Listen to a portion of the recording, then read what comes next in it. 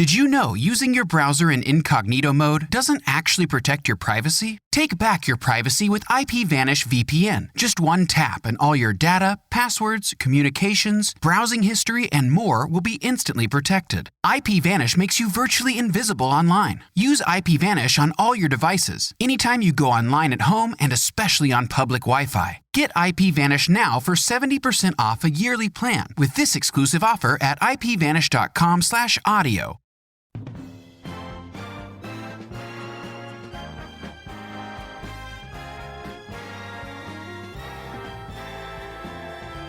Now, the greatest radio shows of all time. Suspense. The Shadow Node. Washington calling David Harding, Counter-Spy. Classic radio theater. The Great Gildersleeve. Fibber McGee and Molly. Dragnet. Gunsmoke. The Lone Ranger. Now, step back into a time machine with your host, Wyatt Cox. Good evening, friends of the Inner Sanctum. We wrap up the month of July with comedy and variety. Our Miss Brooks starring Eve Arden. Gale Gordon and B. Benaderet on Granby's Green Acres. And the Chase and Sanborn Hour with host Edward Arnold. And an episode of Lum and Abner going back 90 years. That's all coming up here on this Thursday. This is the last day of July, 212th day of the year, 153 days left. This is the birthday of the man whose work you have no doubt seen, Fred Quimby. Who's he? I'll tell you in a few minutes. It was on this date in 1498 Columbus arrived at the island of Trinidad. It was on this date in 1777 the Marquis de Lafayette became a major general in the American Continental Army. 1790 the first U.S. patent issued to Samuel Hopkins of Vermont for a process of making fertilizer. It was on this date in 1930 the radio mystery program The Shadow aired for the first time.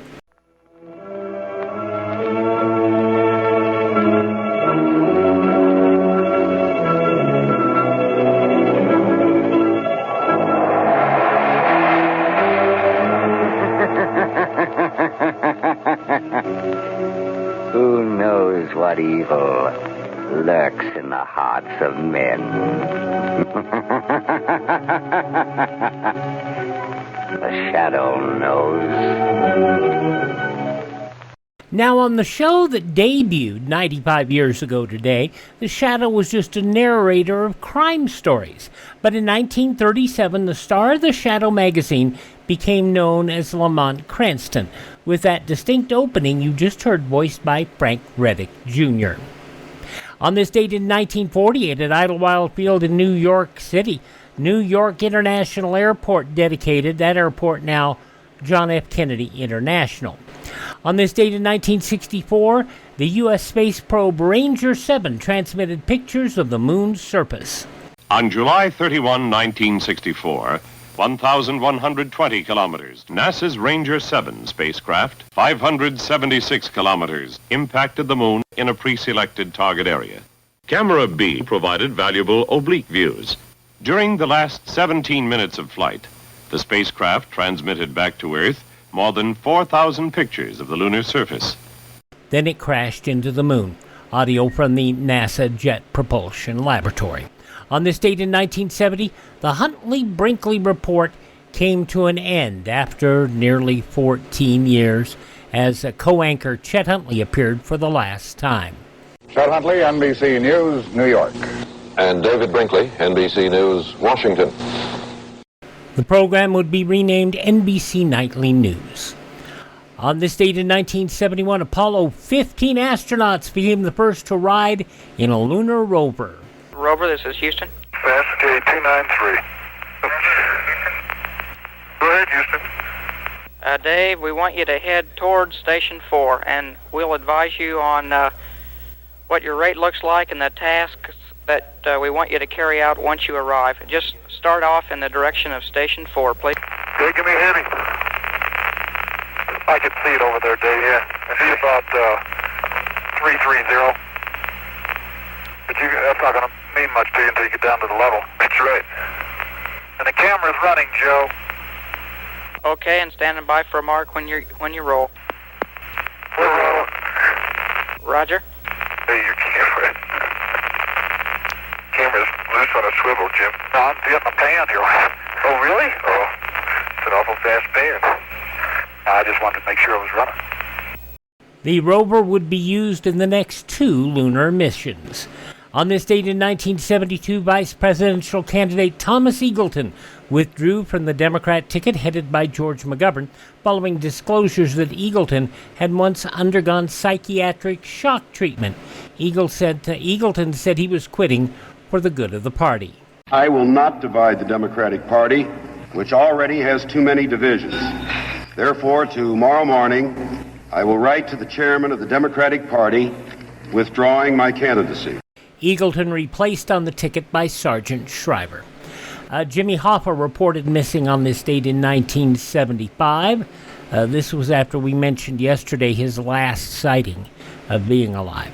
Now, on this date in 1999, NASA intentionally crashed the spacecraft, the Lunar Prospector, into the moon, ending its mission to detect frozen water on the moon's surface. And in 2006, Fidel Castro handed over power temporarily to brother Raul Castro, led to celebrations in Little Havana in Miami, where many Cuban Americans participated. Passing away on this date in history, the 17th President of the U.S., Quick, can you remember who it is? Quick. It was Andrew Johnson. Also singer-songwriter Jim Reeves passing away on this date. The man behind the lives of Harry Lime and the Black Museum, Harry Allen Towers, the radio producer syndicator, passing away. And he lived until 2009, had a good long life. Also, novelist, screenwriter Gore Vidal, Syrian-American actor Michael Ansara, and the rowdy one, Rowdy Roddy Piper, who came in to kick butt and chew gum, and he's out chewing gum. Birthdays on this date include the man who founded the SS Kresge's, Kresge 5 and 10 stores. That begat Walmart. He was born on this date in history. Also born on this date in history, Fred Quimby. Mentioned him earlier. He was with the popular Tom and Jerry animated shorts. George Liberace, the brother of the famed musician, born on this date. Nobel Prize laureate economist Milton Friedman, game show producer Bill Todman of Goodson Todman, sports announcer Kurt Gowdy. You remember him very well. The thrill of victory and the agony of defeat. Musician Bob Wells, sentimental lady, born on this date. And he was in Bus Stop with Marilyn Monroe, Don Murray. All those folks born on this date in history, and they have left this mortal coil. Hi, this is Jeff Foxworthy. It is now time for the birthday announcements. The following people are now officially older than dirt. The birth date of one Roland Kent Lavoie. You know him as singer-songwriter Lobo. Me and You and a Dog Named Boo. He is 82 years old today. Lots of actors' kids with birthdays today. Starting off with Charlie Chaplin's fourth child, Geraldine Chaplin. She's 81. Jerry Lewis's kid, Gary Lewis. Gary Lewis and the Playboys. He's 80 today. Dick Van Dyke's son, Barry Van Dyke, is 74. Dan Blocker's son, Dirk Blocker, is 68 today. Dallas Mavericks owner Mark Cuban, who I guess is no actor's kid, but, he's 67. Oh, Wesley Snipes is 63 today. I'm getting a little tired of chopping the wood. Thought I might try fire for a change. Wesley Snipes, 63 today. J.K. Rowling is 60 today. Harry sort of came to me fully formed, and I just thought it would be such fun to write. I got this enormous rush of excitement. J.K. Rowling, 60 years old today. From Lois and Clark, Dean Cain, 59. From The Office, B.J. Novak is 46. Desperate Housewives, Charlie Carver is 37. The daughter of Robin Williams, Zelda Williams, is 36 today. From Modern Family, Rico Rodriguez is 27. And from America's Got Talent, this little girl with the big voice has grown up nicely. Angelica Hale is 18 today. Those just a few of the people celebrating the last day of July as their birthday. And if this is your birthday, And we'll start off on this Thursday with an episode of Our Miss Brooks starring Eve Arden. 76 years ago today, July 31st, 1949, on this Thursday, Classic Radio Theater with Wyatt Cox.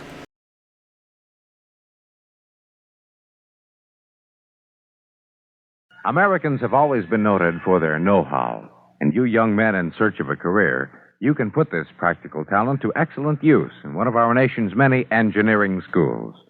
At the present time, we need engineers. We need them to maintain our scientific and engineering superiority.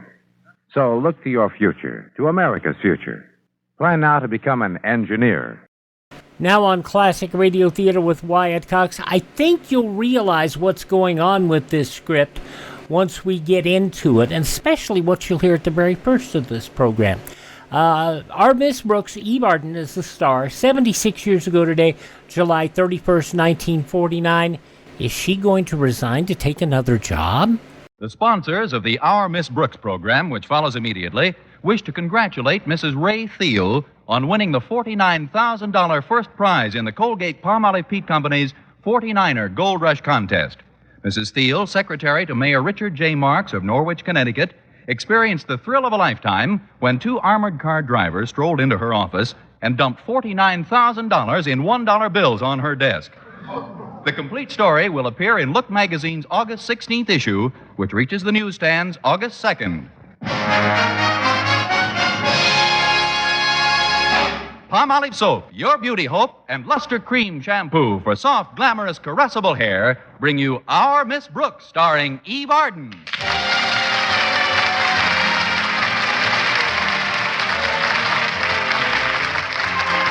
Most principals are quite strict when it comes to punctuality among faculty members. But our Miss Brooks, who teaches English at Madison High Summer School, has always believed that her principal, Osgood Conklin, is overly severe. I could never understand why Mr. Conklin had such a passion for promptness until one day I learned that he was born at 5 o'clock in the morning and he's been early ever since. Anyway, by last Thursday, I was determined to get to school on time if I had to stay up all Wednesday night to do it. Promptly at 6:30 Thursday morning, my alarm clock went off. Having been up all Wednesday night, I ignored it. But then the phone rang in the hall, and knowing that my landlady, Mrs. Davis, was back in the kitchen, I sprang lightly out of bed and glided to the phone. Ouch! Hello? Hello, Miss Brooks. This is Mr. Conklin. Are you up? Sort of. What can I do for you, Mr. Conklin? Two things, Miss Brooks. You can arrive at school promptly at 8 this morning, and once you get there, I want your promise that you'll concentrate on teaching English to your class instead of learning biology from Mr. Boynton. Why, Mr. Conklin, one would think that Mr. Boynton and I... Yes, wouldn't one? I think you should know, Miss Brooks, that the president of the Board of Education is back from his vacation. Mr. Stone? Yes, and he's already chewed me out... complained to me about the lack of discipline in our summer sessions. Teachers taking time off for vacations, getting married, having children. Why, you teachers are acting more and more like... human beings? Don't be egotistical. Now, I'm warning you, Miss Brooks, if you don't stop fraternizing during school hours, I don't see how I can remain the same considerate, even-tempered, kindly superior you've all grown to admire. But, Mr. Conklin, That's all for now. Just get on the ball, Miss Brooks. And when you get on it, see that you stay on it. What does he think I am, a seal? Get on the ball. No fraternization. Yeah. Good morning, Connie. Oh, good morning, Mrs. Davis. Who was that on the phone? Mr. Conklin. Oh, how is Osgood these days? Horrible, thanks. He's getting more unreasonable every day. You have no idea how fed up I'm getting with his dictatorial nonsense. You wouldn't have to take any of it, Connie, if you had some other job you could go to. Some other job? Yes. You weren't born a teacher, were you? No, it just seems that way. Weren't you once secretary to a Mayor Norwich of Marks, Connecticut? No, but I was secretary to Mayor Marks of Norwich, Connecticut. That's right nearby. Now, there was a swell boss. Well, Connie, I've got a big surprise for you. You may be able to get your old job back just by calling him up. What? I just read where his present secretary won $49,000 in the 49er Gold Rush contest. That's the contest put on by, Some big soap company, wasn't it? Yes, I think it was. So much for living dangerously. Who won Colgate Palmolive Pete's contest? Mrs. Ray Thiel. Mrs. Ray Thiel? Mrs. Ray Thiel. She's the woman who's working for your old boss, Mayor Marks. With all that money, she'll probably quit her job at once. Well, what has that got to do with me, Mrs. Davis? Don't you see, Connie? If you'll just give him a call, Mayor Marks may offer you the position again. But I don't know if I want to go back to Connecticut, Mrs. Davis. You don't have to accept the offer, Connie. But once he knows you can work elsewhere, Mr. Conklin's attitude will be entirely different. Now, go ahead, Connie. Call Mayor Marks immediately. But... You don't have to pay me for the call until next month.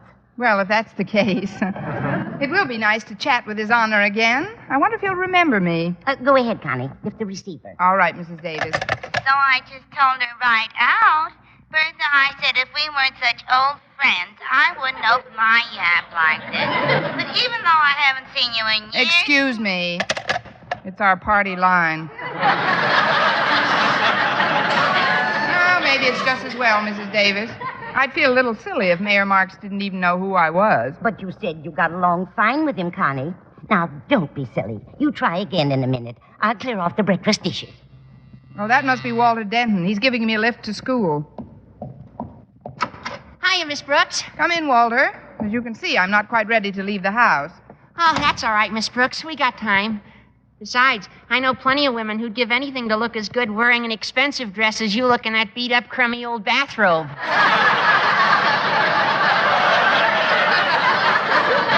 Well, thank you, Walter, I think. Sit down for a minute, won't you? Here, read this Look magazine. I'm trying to place a long-distance call. Long distance to who? An ex-boss of mine. I'll tell you all about it after I talk to him. So then I said, look, Bertha, Duncan Gainsborough just ain't your type of fella. That's when she tried to stop me. Grace, she says to me, I've always been your friend. Excuse me for interrupting, Grace, but That's all right, Bertha. I know this is your problem, but before you marry this man, you've got to... Bertha, what are you doing on this line? I was talking to Elsie. Sorry, I was trying to get Agnes. We've got the busiest party line in town. I guess I'd better get ready now, Walter. If you'll excuse me a minute, before you go, Miss Brooks, there's something I'd like to ask you. Can't you wait and ask me in class, Walter? Oh, no, ma'am. My question has nothing to do with English.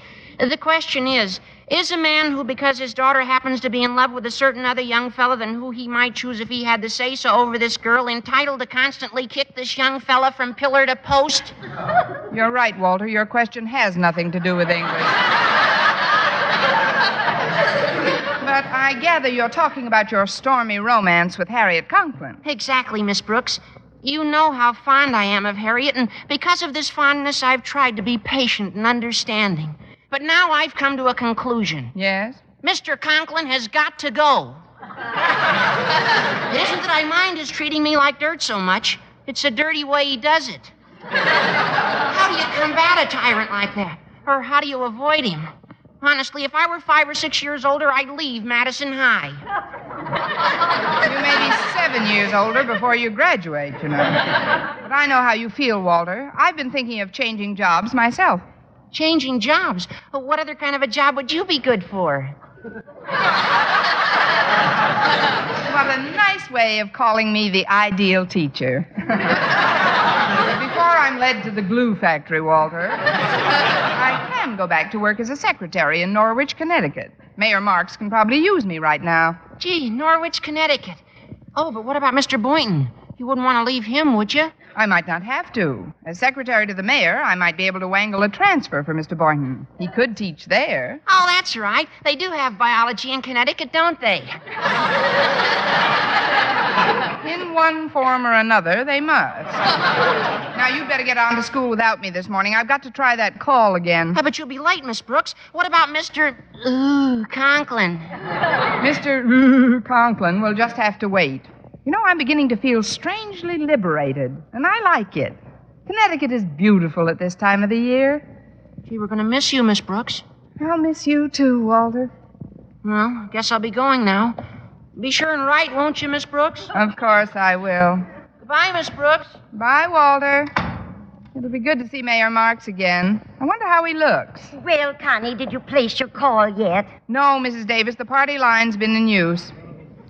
Well, you better get dressed and go to school now, Connie. I'll call the mayor for you and let you know what happened right after I talk to him. All right, Mrs. Davis, but before I go, I'll try it once more. So I says, Bertha, well, you've been so busy in the office, how did you ever find time to have a baby? Believe me, Grace, while you've been on the phone, Bertha couldn't have had triplets.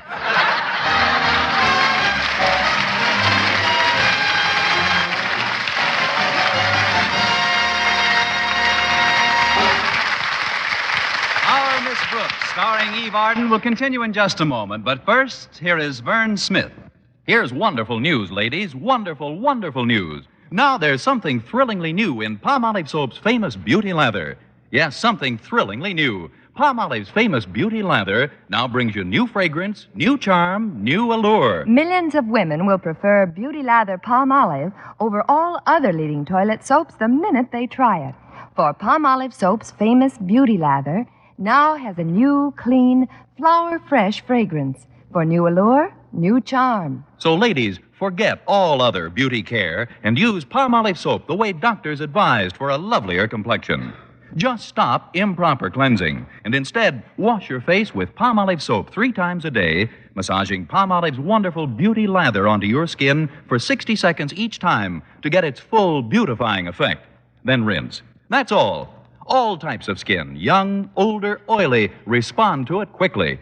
Don't wait another day to try Palmolive's Beauty Lather. You'll be thrilled by its new fragrance, new charm, new allure. Thrilled again by the fresher, brighter complexion doctors prove may soon be yours. For new loveliness all over, use big bath-size Palmolive in tub or shower.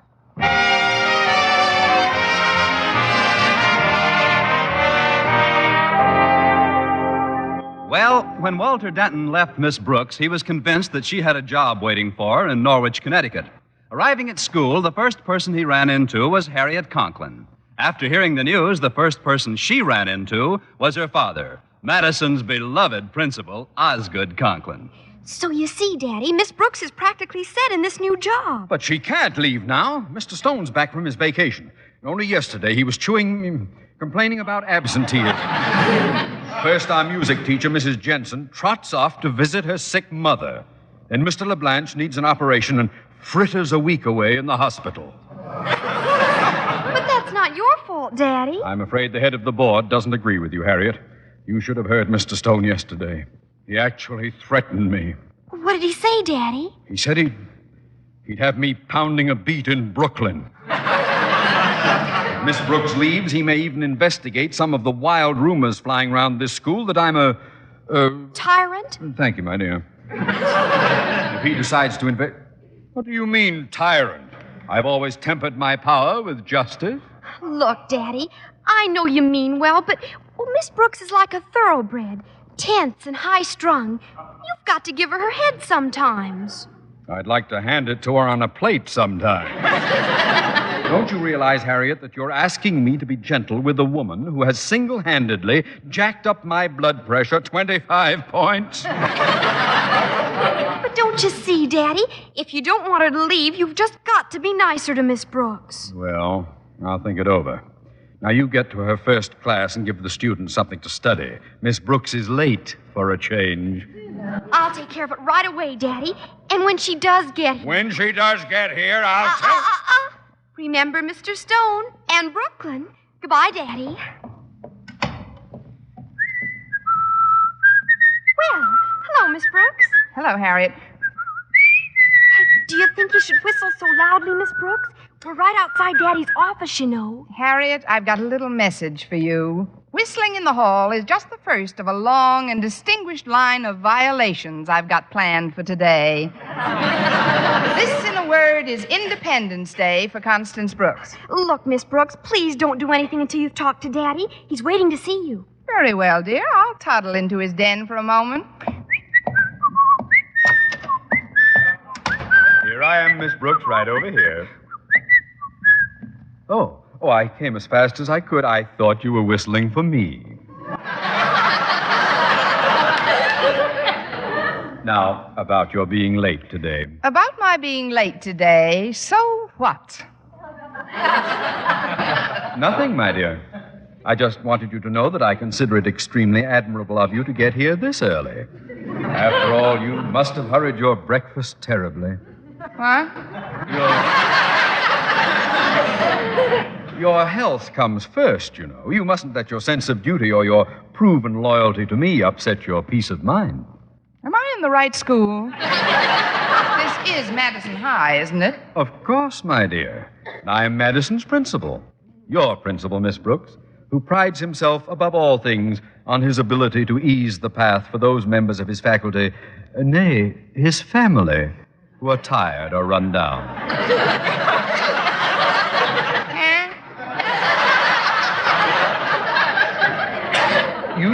You may deny this, Miss Brooks, but you need a respite from your school duties. You still have a zest for living, an enthusiasm for things outside your work. I know you have. Oh, but I... Why, many's the day I've watched you from my office as the final bell rang and you left your classroom. How I chuckled as you galloped through the halls toward some cheery rendezvous with Mr. Boynton. It did these old eyes good to see you hurling the pupils to right and left. Ah, what a sight it was. Their little heads bobbing like ping-pong balls as you flailed at them with your handbag. Now, just a minute, Mr. Conklin. I want to rekindle that enthusiasm, Miss Brooks. That's why I insist that you take the morning off. Off? I must be. I mean, run over to the gym, get yourself a bathing suit, and take a nice sunbath. Then, when he's finished with his class, meet Mr. Boynton. Have a bit of lunch together, or go for a stroll around the campus. It'll do you a world of good. Well, what do you say? I can only say what my dear old grandmother taught me to say at a time like this. And what is that, Miss Brooks? Never look a gift, Conklin, in the choppers. I'm off to the gym.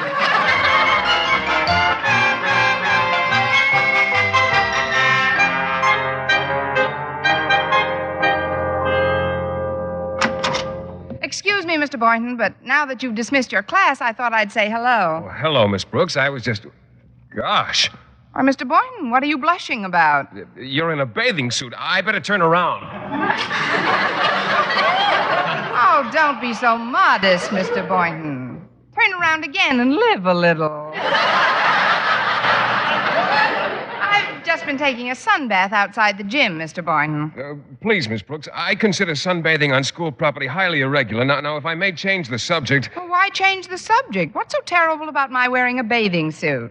If you'll just turn around, you'll see that this is a very modest little number, although it doesn't quite cover my knees. Well, all right, but... Say, that looks stunning. I borrowed it from the domestic science teacher. I'll bet this was a racy little job in the gay 90s. I like old-fashioned bathing suits. Say, that one even has a bustle in the back, hasn't it? No, and now you can change the subject.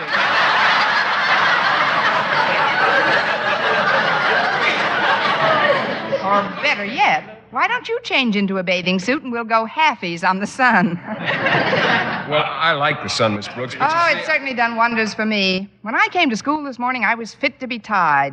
But now I love the whole world. Why, I even love Mr. Conklin. You've been in the sun too long, Miss Brooks.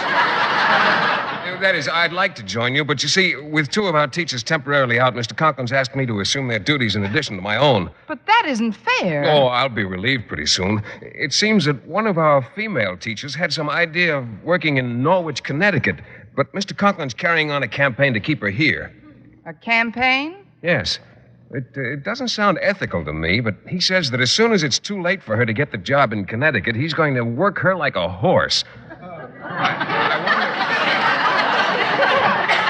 I wonder who the teacher is.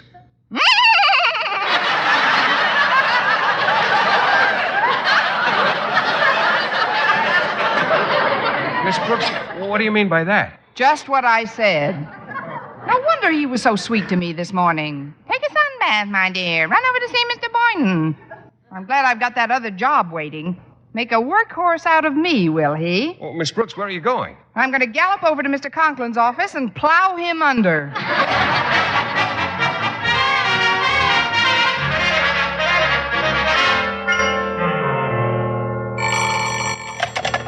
Hello, principal's office. Be brief, please.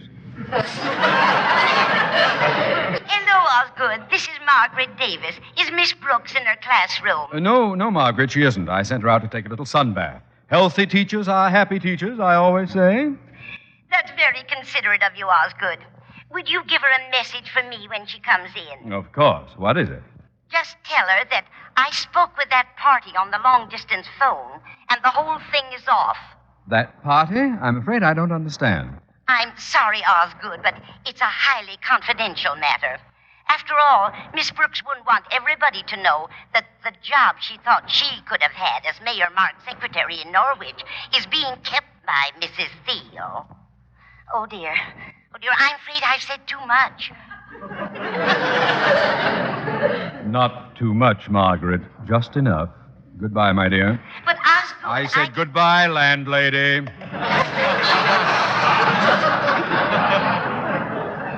So, there's no job in Norwich at all. Well, maybe now our little whistling tea kettle will shut her spout for a while. Now, Osgood, mustn't lose your temper. Remember the old blood pressure. I've got something to say to you, Mr. Conklin. Oh, you have? Have a seat, Miss Brooks. Never mind the acting, Lionel. What I've got to say, I can say on my feet. Good. I've got something to say to you, too. But, of course, ladies first. I'm afraid I'm not really a lady, Mr. Conklin. If I was, those words couldn't have occurred to me as I approached this office. Such as? Slave driver. Mm-hmm. Bully. Yes? Ogre. How about tyrant? Oh, by all means, tyrant. Tyrant. Does that complete the list, Miss Brooks? Temporarily, yes. Fine. Now you can listen to my message. Miss Brooks, although you consider me a tyrant, I think you should know that I am a very special kind of tyrant. What do you mean? I happen to be, Miss Brooks, the only tyrant you've got. Control yourself, Osgood. Watch that pressure, boy. You see, Miss Brooks, Mrs. Davis called while you were sunbathing on my time to inform you that there is no job open in Connecticut. No job open, but... However, since you seem so fond of secretarial work, you can take these reports home and type them neatly in triplicate. And one more thing, Miss High and Mighty. Don't you ever again dare to talk to me in the loud tone of voice you assumed this morning. Is that clear? Yes, it is, Mr. Conklin.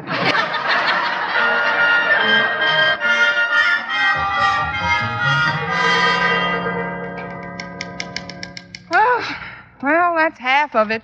I'm sorry you have all this extra work to do, Connie. I can't help feeling it's my fault. Oh, it couldn't be helped, Mrs. Davis. I should have known Mrs. Thiel wouldn't give up her job just for a few measly $49,000. Mayor Marks was very nice on the phone, Connie. He said that if any other desirable position came along, he'd let you know immediately. Oh, I'm afraid he was just letting me down easy, Mrs. Davis. Oh, gosh. I'm sleepy. Why don't you take a little nap, Connie? It'll make you feel much better. Here, sit down in this rocker. Thanks. It certainly feels good. You know, Mrs. Davis, sometimes I think I should never have left that job in Norwich. Why, I might have won that $49,000. If I'd stayed there longer, I might have gotten into politics. Mayor Marks will have to retire someday, and who knows? I might even have become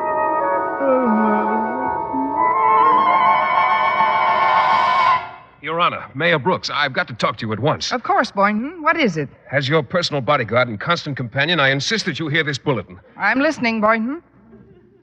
I love you, Your Honor. Love you madly, desperately, cruelly. Love you, do you hear? Just through one ear. Better do a rebroadcast for the other one. Oh, my darling, come out from behind that desk. You're so wonderful, so desirable. Come, let me hold you in my arms, Mayor, dear. Just call me May. It sounds more feminine. Or perhaps you think me too bold. Maybe I should strive harder to control my passion. After all, yours is a position of trust. You're a high public official, the mayor of this city. The mayor, yes, but I am also a woman. And what a woman.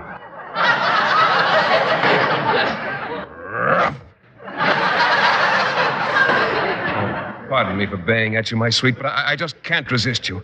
Put your arms around me, my darling. But, Boynton, this is my office. Someone might see us. Let them see us. Why, I'd kiss you on the roof of the Chamber of Commerce, the steps of the City Hall, or right on Main Street. Try my lips. There's less traffic there.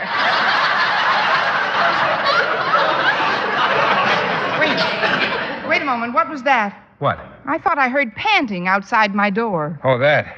That's just Alderman Conklin. He's been waiting to see you for 8 days now. Really? Well, take off his leash and bring him in. Yes, Your Honor. Hello, Your Honor. Your nice honor. How is your sweet, kind, glorious mayorship this lovely afternoon? Down, Conklin. What is it you want? Be brief. I want to tell you something I think you should know. Yes? There's been a mutiny. The people have rebelled against your tyranny, and in a free election, a free democratic election, I have just been elected governor of this state. Governor? Oh, no. Oh, no, they can't elect him governor.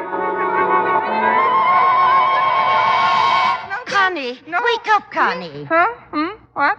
Oh, I'm so glad you woke me, Mrs. Davis. I was having a daymare about Mr. Conklin. Oh, I thought I'd better wake you, Connie. This wire just came for you. Oh, let's see it. Well, it's from Mayor Mark's secretary. It says, Dear Miss Brooks, can offer you important position in local firm. This job pays double the salary you receive as a school teacher. Please answer by return wire. Signed, Mrs. Ray Thiel. Why, Connie, that's wonderful. Are you going to accept it? No, Mrs. Davis, I'll have to turn it down. Turn it down? But what's wrong with the position they're offering? It pays double your salary as a school teacher. That's what's wrong with it. I can't afford to work that cheap. Eve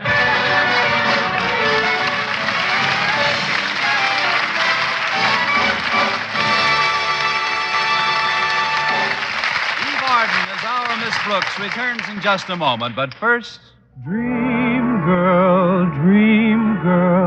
beautiful luster cream girl. Tonight, yes, tonight, show him how much lovelier your hair can look after a Luster Cream shampoo. Luster Cream, world's finest shampoo.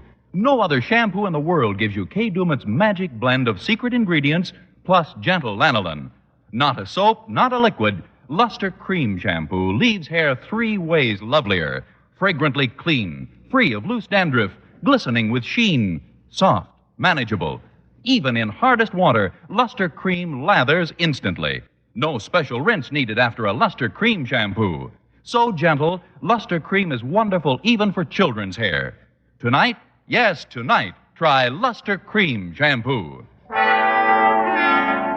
Dream girl,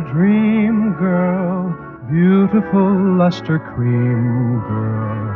You owe your crowning glory to a luster cream shampoo. And now, once again, here is our Miss Brooks. Well, my dream didn't come true, but Mrs. Ray Thiel's did. And if you want to know just how she felt, be sure and get the August 16th issue of Look magazine, which reaches the newsstands August 2nd. Congratulations, Mrs. Thiel. And I'd like Mayor Richard J. Marks of Norwich, Connecticut, to know that I consider him a swell ex-boss, and I'd enjoy meeting him sometime. Good night. Next week, tune into another Our Miss Brooks show brought to you by Palmolive Soap, Your Beauty Hope, and Luster Cream Shampoo for soft, glamorous, caressable hair. Our Miss Brooks, starring Eve Arden, is produced by Larry Burns, written and directed by Al Lewis, with music by Wilbur Hatch. Mr. Boynton is played by Jeff Chandler, Mr. Conklin by Gale Gordon. Others in tonight's cast were Jane Morgan, Dick Crenna, Gloria McMillan, and Gloria Blondell.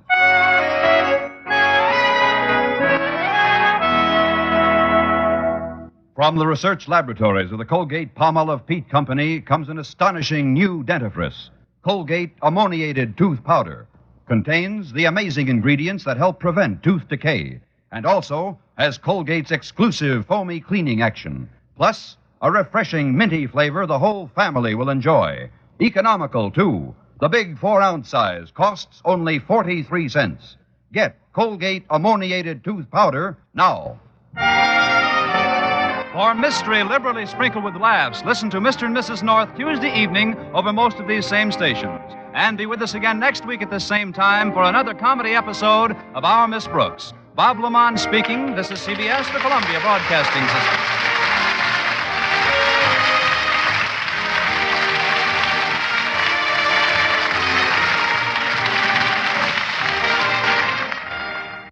Of all people, Betty Grable on the cover of that August 16th, 1949 Look magazine. Stories about FDR, the Lutherans, and what's wrong with the North? A Southerner explains. Hodding Carter talking about that. Oh, my. And in case you're wondering why she got so excited about winning that $49,000, in today's dollars, that's over $660,000. So that's a nice chunk. It really is. So there you go. 76 years ago, July 31st, 1949, our Miss Brooks here on Classic Radio Theater with Wyatt Cox. Gale Gordon, B. Benaderet up next as we find out about Granby trying to lay an egg.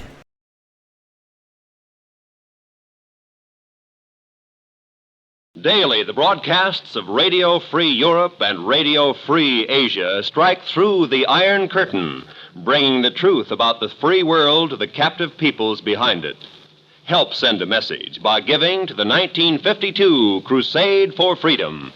We continue now on Classic Radio Theater with Wyatt Cox with an episode of the summer series Granby's Green Acres, the sort of progenitor of the Eddie Albert helmed show Green Acres from the 60s. Gale Gordon, B. Benaderet, I guess as Oliver Holmes would be, but that's not his name. His name is Granby. 75 years ago, July 31st, 1950, Granby's got to deal with chickens. But he has a problem in his selection. Granby's Green Acres.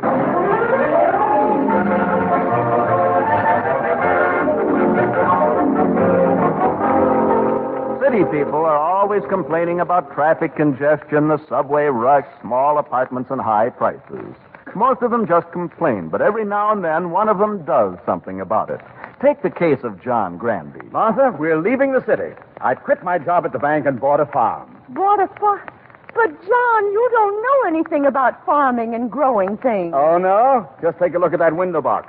Look at those geraniums. Aren't they tremendous? Well, yes. But do you know why they're so big? Because I knew what to feed them. I gave them the best plant food that money could buy. I sprinkled charcoal, vitamin B1, bone meal, and ground fish in the soil.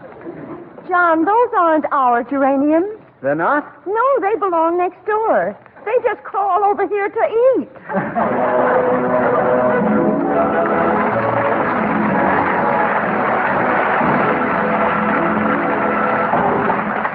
Yes, it's Granby's Green Acres, starring Gale Gordon, B. Benaderet, Louise Erickson, Parley Bear, Horace Murphy, Rye Billsbury, and music composed and conducted by Okie Case. And now, Mr. Granby lays an egg.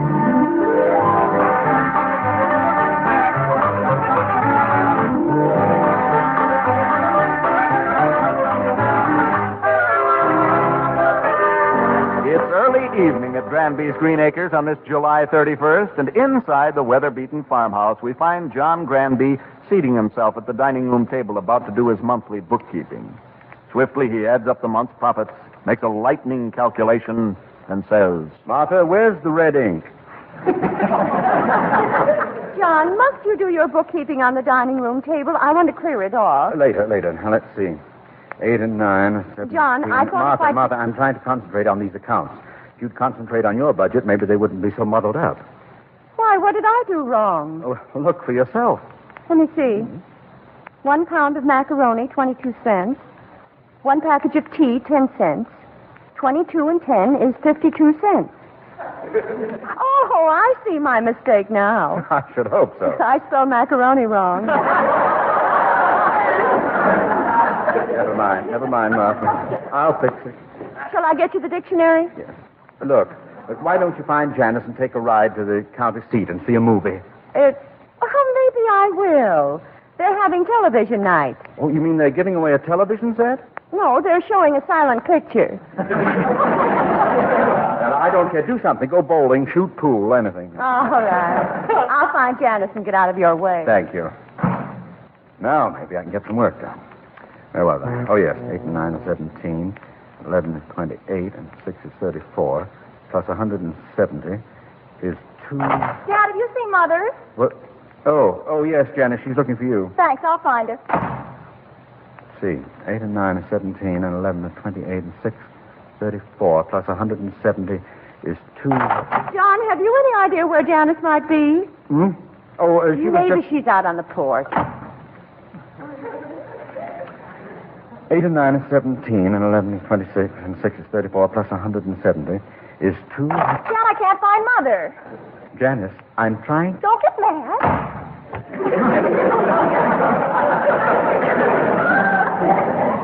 8 and 9 is 17, and 11 is 28, and 6 is 34, plus 170 is 2... She isn't on the front porch. Who isn't on the front porch? Janice. Maybe she's on the back porch.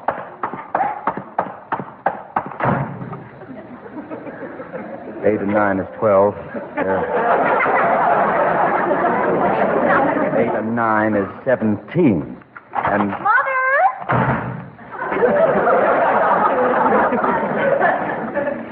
8 and 9 is 17, and... Janice!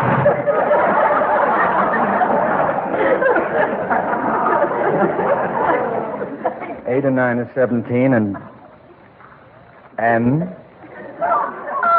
Well,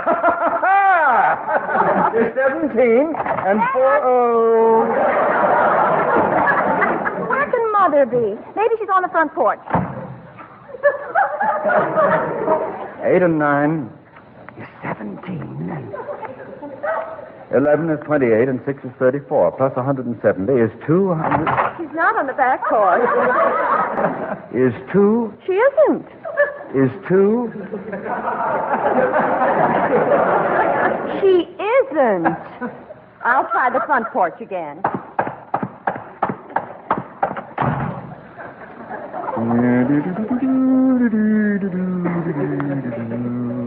8, 9, 17, 11, 28, and 6, 34, plus 170 is 2. Come in!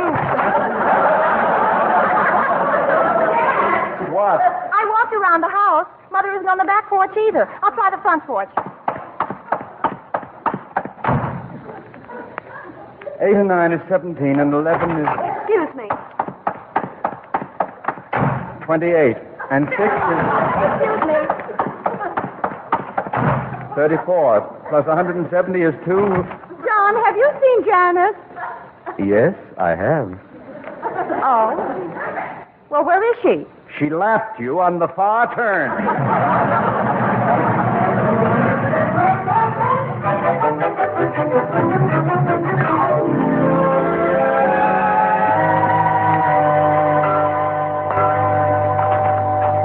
Dad, you should have come to the movies with us. Oh, yes, dear. They had the...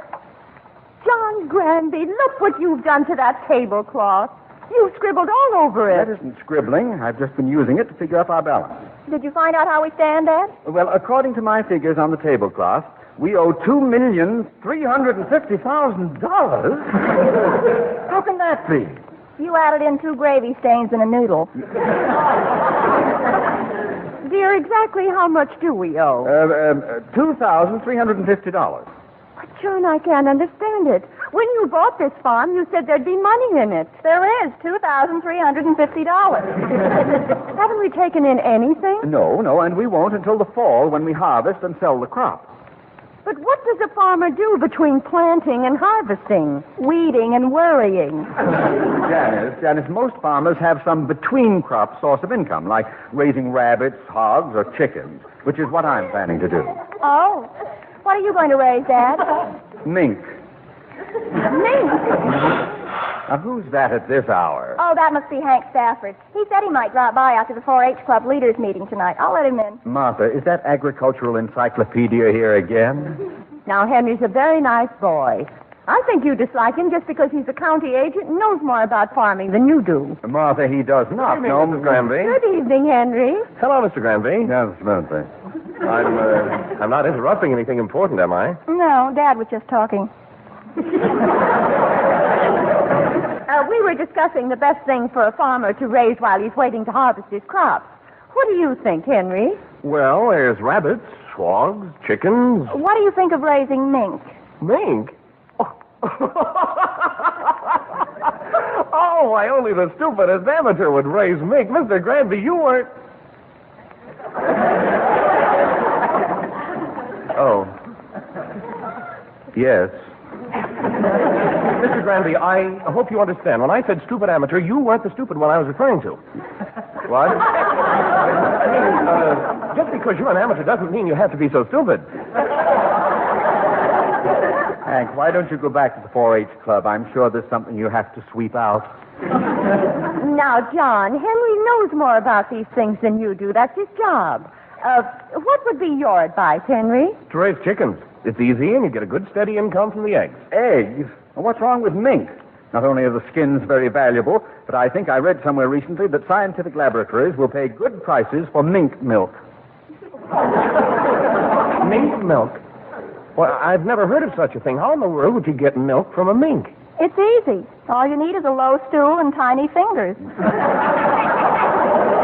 Janice, will you please... Or you can dig a hole and sneak up on them. Mr. Granby, you must have misread that article. Don't tell me what I've misread. John, Henry knows what he's talking about. If he says chickens, then I say chickens. And I say mink. Chickens. Mink.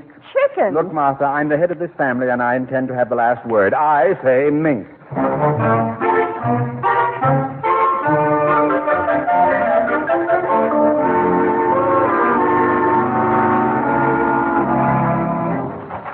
Miss Kimball? Yeah?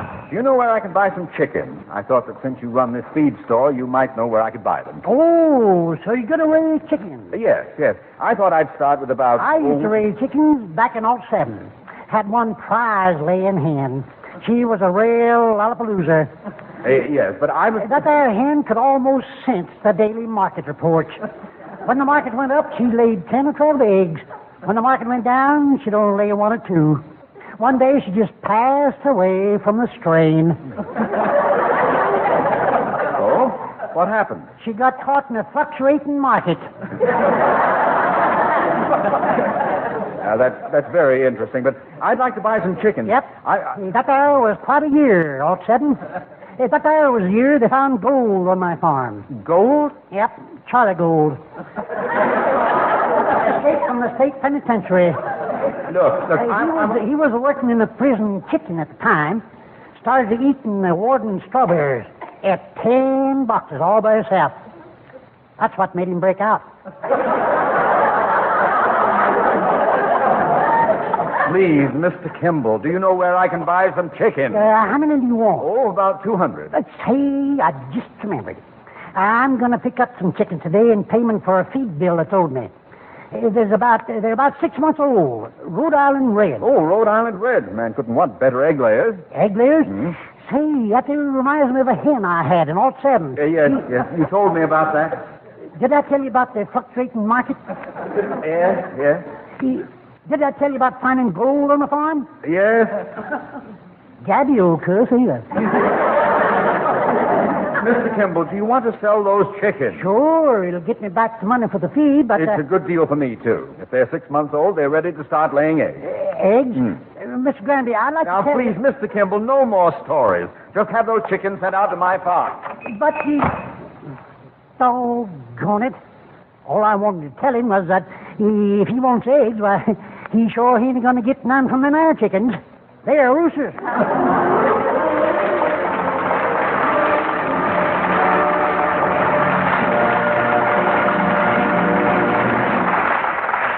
We'll return to Granby's Green Acres in a moment. If you happen to be a department store executive and you happen to be looking for a sales girl, I don't think that you'll find Joan Davis very efficient. She can cause you too much trouble.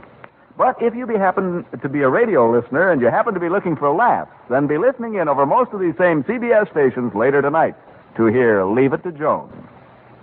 Now here's part 2 of Granby's Green Acres.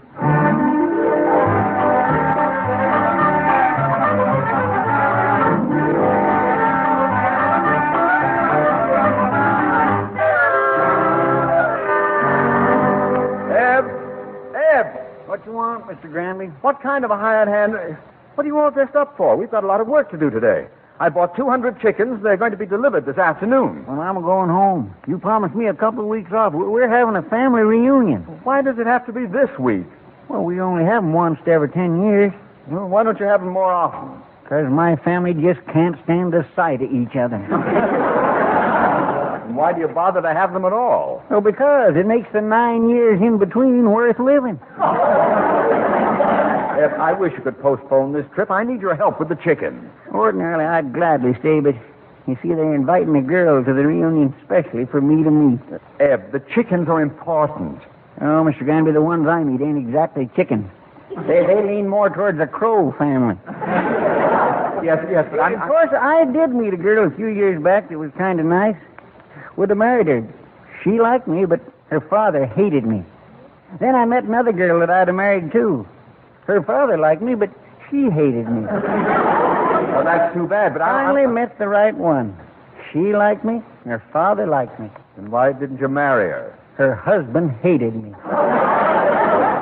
Ed, I'm in a spot with these chickens. I don't know anything about chickens or eggs. If you get into any trouble, you can always call on Hank Stafford, the county agent. I don't want to do that. I don't Mr. want to... Granby, you will get along. When you first come here, you didn't know how to get milk out of a cow, but you do now. Well, yes, that's right. Of course, there's a different principle to getting milk from a cow and eggs from a chicken. You don't say. All you got to remember is a cow pumps it and a chicken dumps it.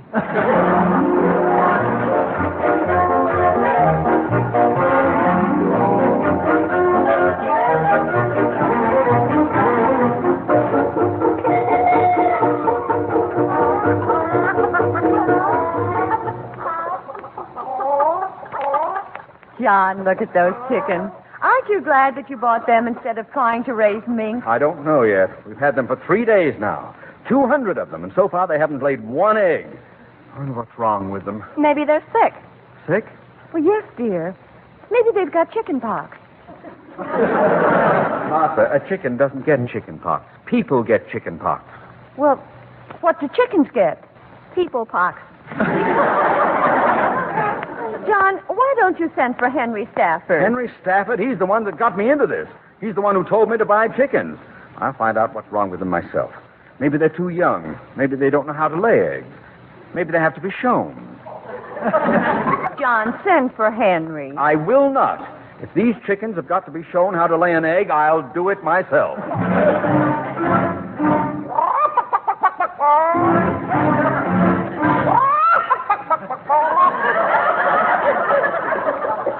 Martha, I'm worried. Why don't those chickens lay any eggs? It's been 5 days now. I've been giving them the best care. I feed them, give them fresh water every day. I even gave them hot baths. Oh, John, I'm sure you don't have to give chickens hot baths. Well, I thought it might relax them. Anyway, it doesn't hurt to keep them clean. It's a wonder you didn't put them in the Bendix automatic washer. Oh, that's ridiculous. Besides, the spinning would have made them dizzy.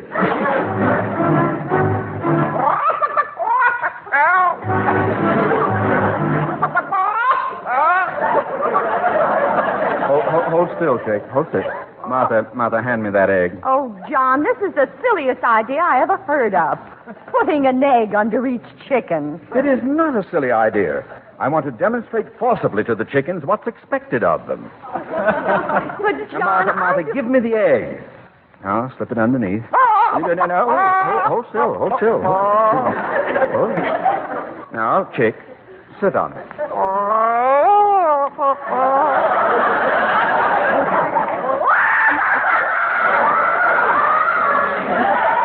What happened? That chicken nearly jumped out the window. That egg has been in the icebox all day.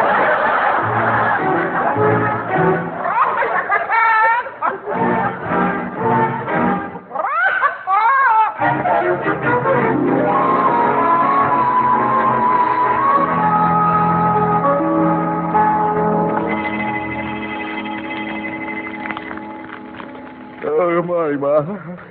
Martha, what's that in the frying pan? Eggs? Eggs! Martha, they did it! I told you they would! Ha-ha! They did it! John. They did it! I told you they... What? These eggs are from the supermarket. 49 cents a dozen. Oh, no! Why did this have to happen to me? There are millions of chickens in this country happily cackling every time they lay an egg. But do mine have any eggs to cackle over? No. They can't even peep over a ping pong ball.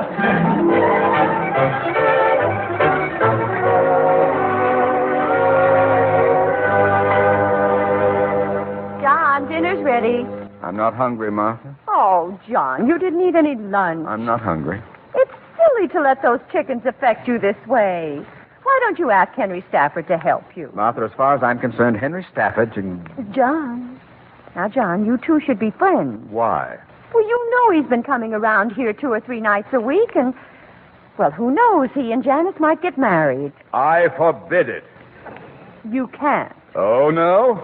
You have to come to me for my consent, just as I had to go to your father to get his consent. Just my luck, I had to catch him when he was sober. What did you say? It was a lucky day in October. John, that isn't what you said. You said something about my father being sober. Now apologize. Oh. Say you're sorry. All right, I'm sorry your father was sober. I mean, not... Well, it kind of slipped out. John, I'll remember that. Oh, no, I didn't mean it. Forgive me. I'm so upset about those chickens, I don't know what I'm saying. Oh, I know you are, dear. Come on in and eat dinner. Honestly, I'm not hungry. But I cooked everything you like. Corn fritters, potato pancakes, and stuffed bell peppers. With cheese sauce? Uh-huh. Tempt you? When do we... Come on into the dining room. Everything's on the table. Oh, thanks, Janice. Doesn't it look good? Oh, wonderful. You know, Martha, I really am hungry. Well, there are 3 bell peppers, 1 for each of us. Help yourself. All right, I'll help. Who's that? Oh, that must be Hank. We're going to see a reissue of All Quiet on the Western Front. I'll let him in. All right, dear. Henry's a nice boy, isn't he? Why does he always arrive precisely at dinner time? He's always so hungry. Never saw anybody eat as much as that man. I don't care if he does. Good evening, Mrs. Granby. Hello, Henry. Hello, Mr. Granby. No, sir. I hope I'm not interrupting your dinner. We haven't started yet. Won't you join us, Henry? Martha, we only have 3 bell peppers. Thanks, Mrs. Granby, but I've already eaten. You have? Yes. Well, pull up a chair, Henry. Sit down. Make yourself comfortable. Too thick? Now, please go on with your dinner and don't mind me. We won't.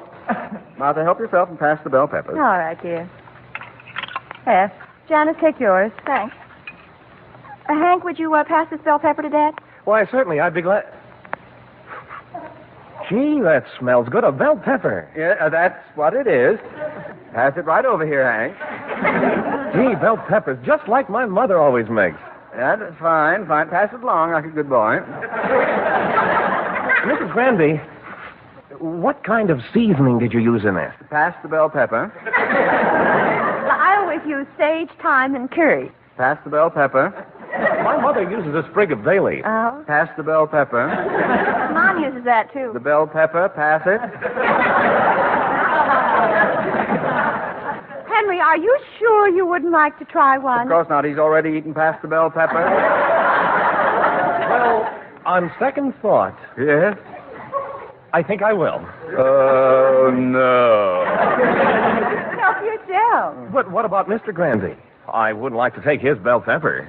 Oh, John doesn't like them. He never eats bell peppers. What are you saying? John, you know they disagree with you. Don't they? Yes, they disagree with me.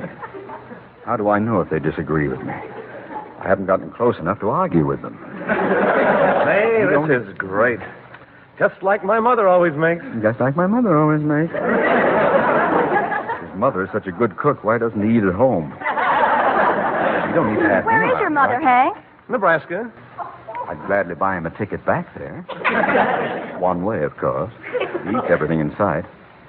Hey, maybe I can get that potato pancake before he spots it. Martha? Is that a potato pancake, Mrs. Granby? How do you like that? Not only takes the food out of my mouth, but the words, too. Never even Oh, do you like potato pancakes, Henry? Oh, I love them. Now, that was a stupid question. Well, then take it, Henry. Oh, no, I couldn't. Go on. What I just think. Oh, but they're really... Martha, don't force him! Janice, pass me the potato pancakes. Sure, Dad. Hank, would you pass this, please? No, wait. I'll come down and get it. John, sit down. Henry will pass it to you. What odds are you quoting? Why, certainly, Mr. Granby. I'll be glad to. Hey, that sure smells good. For him, everything smells good. I wish he had a cold. Mrs. Granby, did you make this with an egg and onion batter? Hank, pass the potato pancakes. Oh, yes, I always cook them that way. Just like my mother always makes them. Why didn't he spend more time playing baseball and less time in the kitchen spying on his mother? He'd just leave them. Why don't you try that potato pancake, Henry? Mr. Granby never eats them. Do you, John? Oh, no. I never eat potato pancakes. They wouldn't go well with the bell pepper I didn't eat. Go on, Henry. Help yourself. You're among friends. That's just her opinion. All right, if you insist. Oh, this is great. Mm-hmm. You know, I'm passing on all these recipes to Janice. Really? All I can say is, if she's anything like you, whoever gets her will be getting a first-class cook. Oh. Whoever gets him will be getting a first-class schnook. Uh-oh. Oh, look. There's one corn fritter left. I'm starved. Hank, what time do we have to leave for the movies? Oh, we have plenty of time. My only chance to get that corn fritter is to divert his attention. I won't talk about corn fritters. I'll talk about... John, what are you mumbling about? I wasn't mumbling, Martha. I was telling Hank about my chickens. Oh, I didn't hear you. What about them, Mr. Granby? Well, I'm having trouble with them. What's wrong? Well, they're not laying any corn fritters. Oh, I'd forgotten all about the corn fritters. Henry, does your mother ever make them? No, she doesn't. Well, happy Mother's Day and pass the fritter.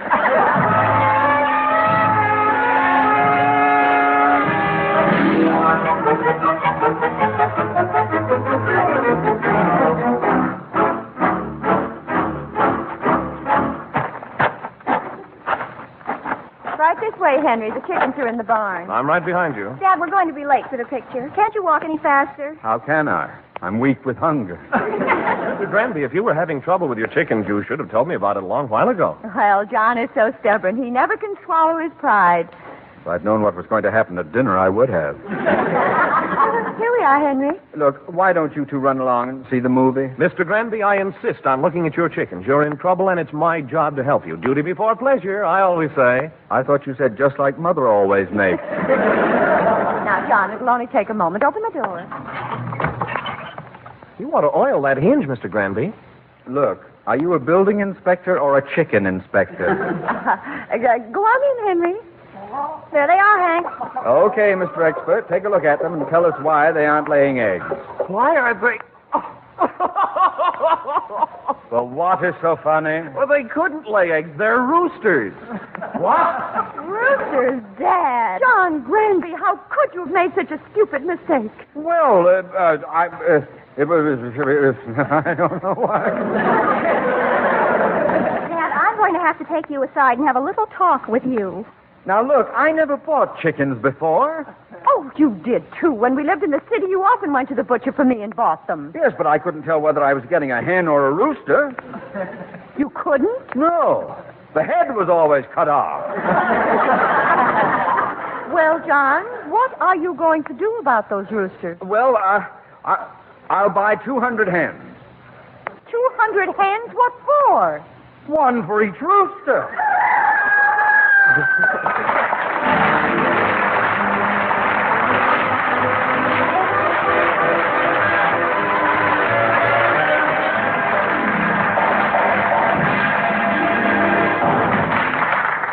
Now, once again, we're back at Granby's Green Acres. 8 and 9 is 17, and, let's see. Oh, John, I thought you'd finished all your bookkeeping. Oh, I have. I'm just trying to estimate how much profit we're going to make from our hens. Oh. Well, how does it look? Oh, pretty good. In fact, I might venture to say that soon you'll be able to buy yourself a lot of little luxuries with the egg money. Egg money? But, John, won't that be awfully messy to carry around in my purse? 8 and 9 is 17. And, Good night, John. good night, Martha. 8 and 9 is 17. Good night, Dad. Oh, good night.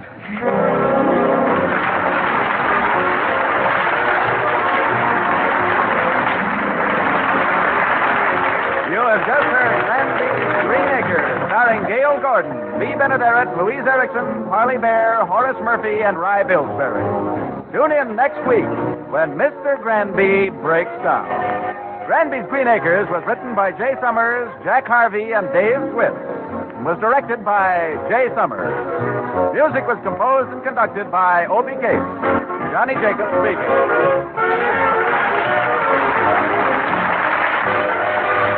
Stay tuned for Leave It to Joan, starring Joan Davis, following immediately on most of these same CBS stations.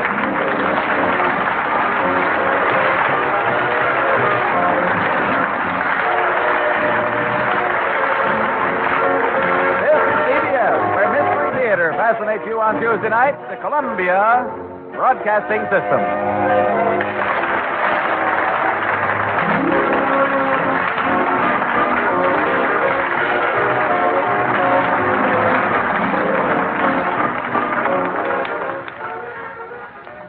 And yes, based on this series that we have 6 episodes of, Green Acres came to light, starring Eddie Albert and Ava Gabor, in the roles portrayed here by Gale Gordon and Bea Benaderet.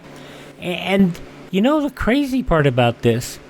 This was in the Beverly Hillbillies Petticoat Junction universe. So here, Bea Benaderet was starring on Petticoat Junction, and a new show was coming in, which she had starred in on the radio. Look at that. They didn't even do a pilot for Green Acres. They didn't. CBS was so stoked with the success of the Hillbillies and Petticoat Junction that they just, you got the magic touch right now, Paul Henning. Give us another show. Here's another half hour. And Jay Summers not only created the series, he wrote and produced about a third of the episodes. So, sadly, this show got killed in 1971 in the rural purge. In fact, as Pat Buttram said, you remember Pat Buttram, he was Mr. Haney.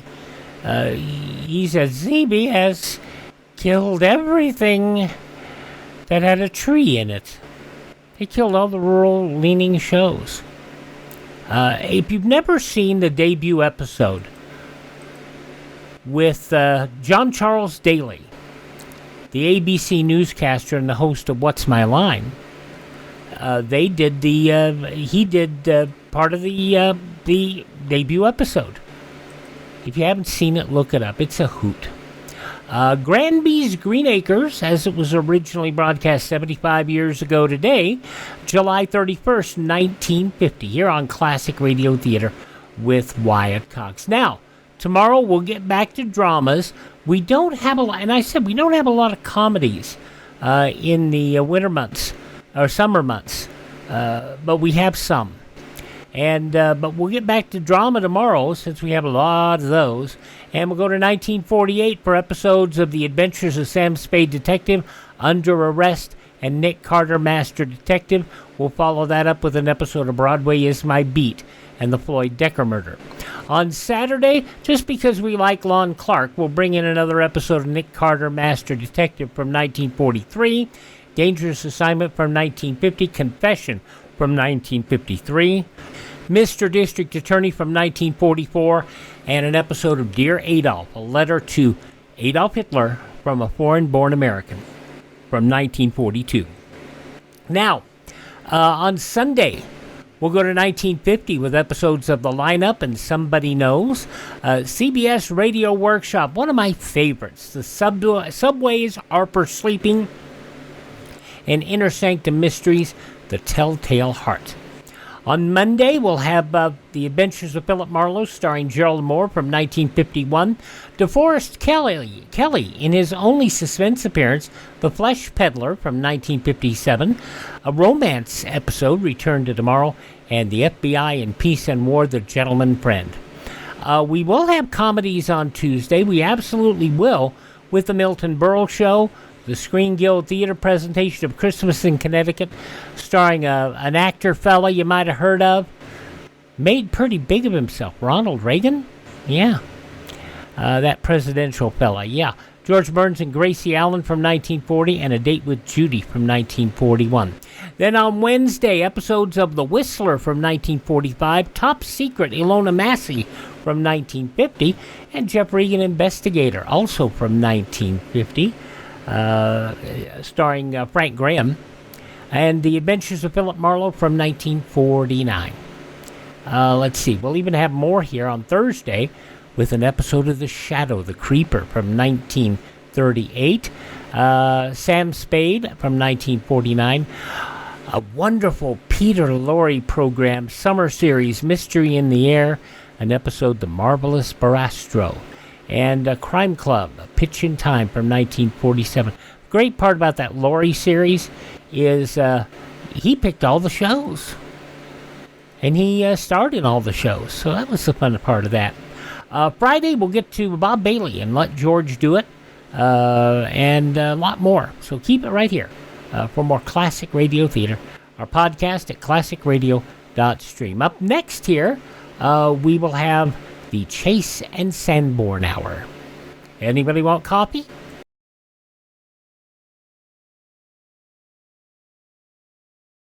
Instead of going down, the annual rate of polio cases in this country is going up.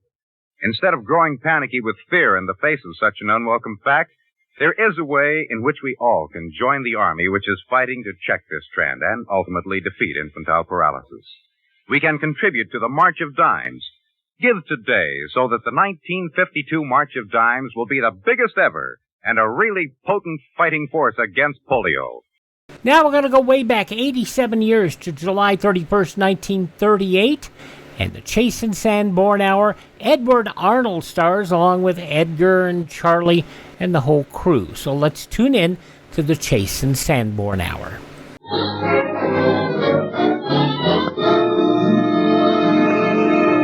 The makers of Chase and Sanborn Coffee, the superb blend you know is fresh, present the Chase and Sanborn Hour, and your host, Edward Arnold.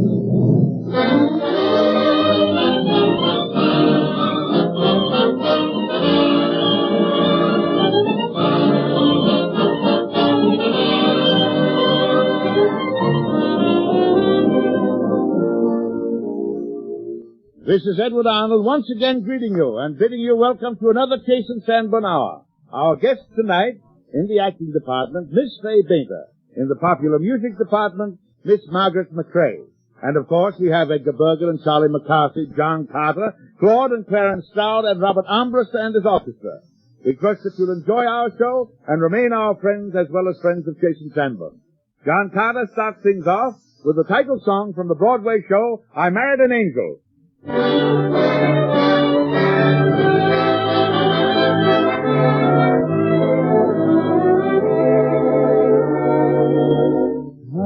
Have you heard I'm married an angel? I'm sure that the change will be awfully good for me. Have you heard an angel I'm married? To heaven she carried this fellow with a kiss.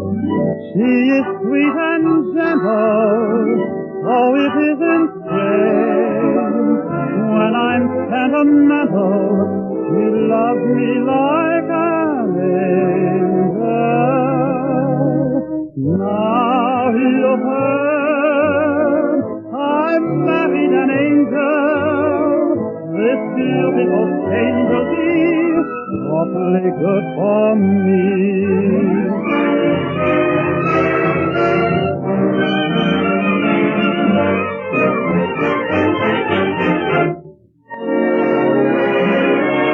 Have you heard I married an angel. I'm sure that the change will be awfully good for me. Have you heard, an angel I'm married? To heaven she's carried this hello with a kiss. He is sweet and gentle, oh, it isn't strange. When I'm sentimental, she loves me like an angel. Now you've heard I married an angel. This beautiful change will be awfully good for me.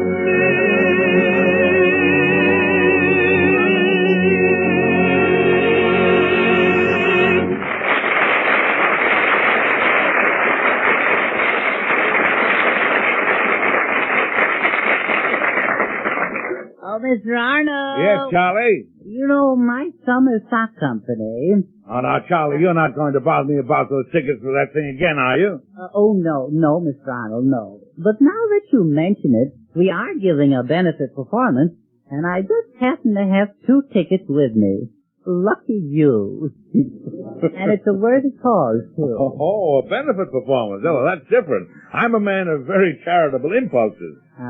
We'll soon find out. I'll take 2 seats, Charlie. 2 seats, Maybe you better make it 3. You might want to bring someone with you. What's that? What did you... What is this benefit for? What? I said, what is this benefit for? Oh, yes. Well, it's a benefit. Yes, I know, but who does this particular benefit? Well, mostly us. We're raising money for a very needy cause. And what is this needy cause? Well, it's cause we need it. Charlie, if you're selling tickets for a benefit, you must leave no room for doubt as to who will use the money. Believe me, Bergen, there's no doubt. We'll use it if we get it. Believe me. But for what? Well, Mr. Bergen, we've had a little misfortune down at Puffmeyer's barn. Are you still presenting Shakespearean plays down there? No, we dropped Shakespeare.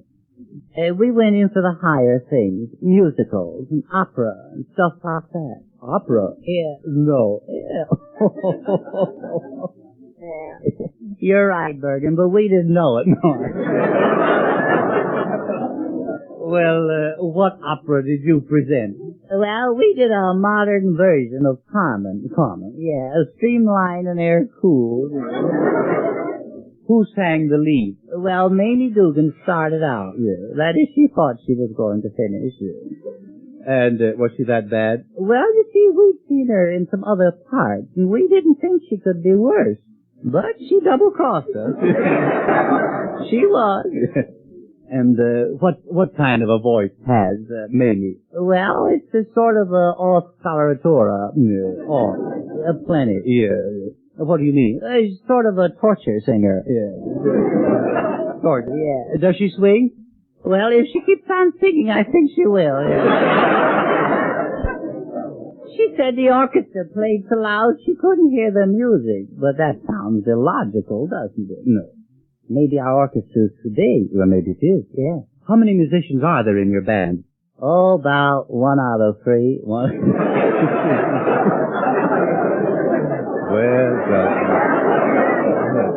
Charlie, a good orchestra isn't assembled overnight. No, we've learned that. Yes.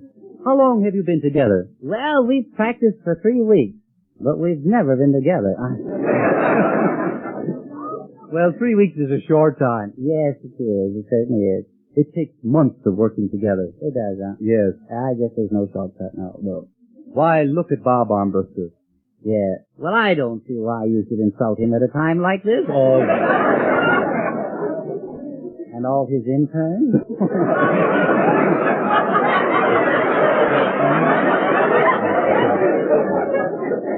Oh, all right. It's summer flannel. I didn't know. Now, tell me, how many nights did you present Carmen? 1 consecutive night, And what was your longest run? Carmen. Yes, we ran from the stage door to Dugan's basement. Just you and Mamie. No, we were accompanied by the orchestra. And the audience became a little vexed. Violent is the word. And all because I tried to improve upon Carmen. You know, in the real opera, nobody ever sees the bullfight. Oh, and that's the trouble. Now, don't tell me, Charlie, that you tried to put an actual bullfight on the stage. Yes, we did.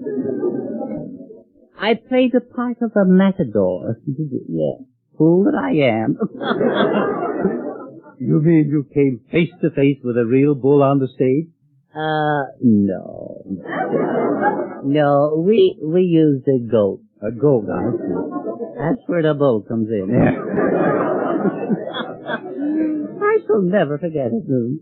In I walked, McCarthy the mad matador, sword in hand, cape over shoulder. Senoritas throwing flowers from the stalls. An air of romance. Yes, and goat too.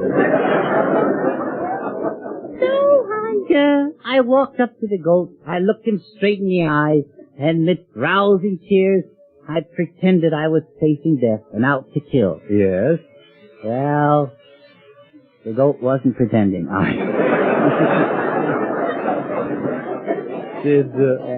Did you try to get away? Yes. First the goat backed up, and I backed up. I humored him. Yes.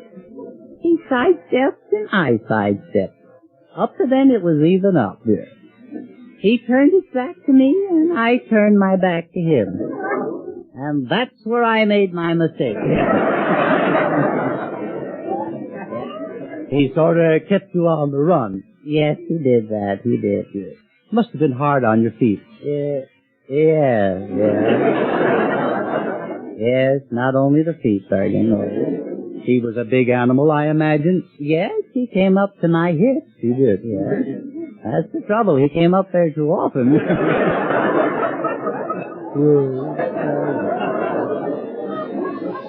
I should think he'd miss me once in a while. Well, are you through being a matador for a goat now? Oh, but definitely. No ifs, no ands, no buts. Yes.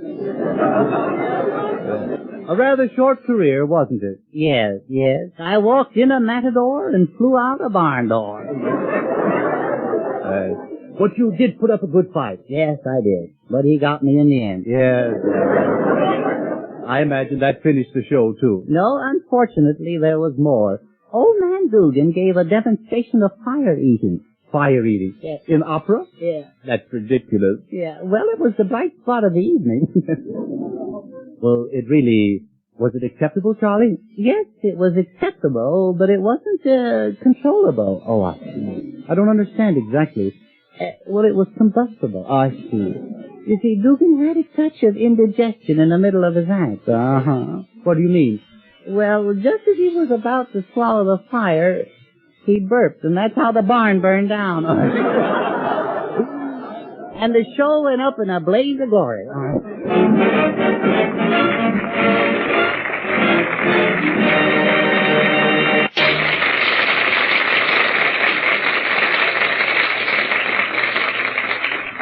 From way down south in South Carolina comes the very charming Miss Margaret McCrae. Her song, Having Myself a Time. Margaret McCrae. Oh, my, what a long time since I had a good time. It has begun. I'm having fun. That's where I get my fill, for I'm having myself a time. I mean, I'm having what I want, wanting what I have, doing what I like and liking what I do, and I'm having myself a time. I never could save a dime, and so I'm living like a lord, acting like a loon, lying in the sun and sighing in the moon, and I'm having myself a time. When I hum songs, they're all dumb songs, without reason or rhyme, but I'm certainly in my prime. I mean, I'm happy as a bird, flying up above, want a little love and get a little love, and I'm having myself a time, having a time. Oh, I mean, I'm having what I want, wanting what I have, doing what I like and liking what I do. I'm having myself a time.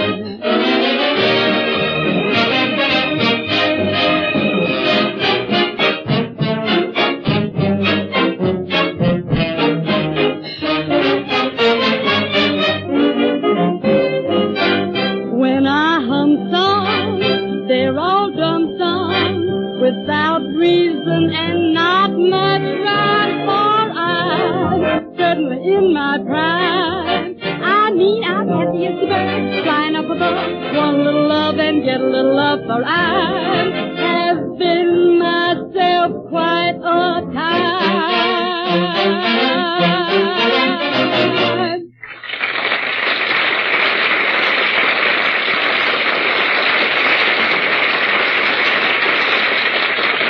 And here is information every listener will be glad to get.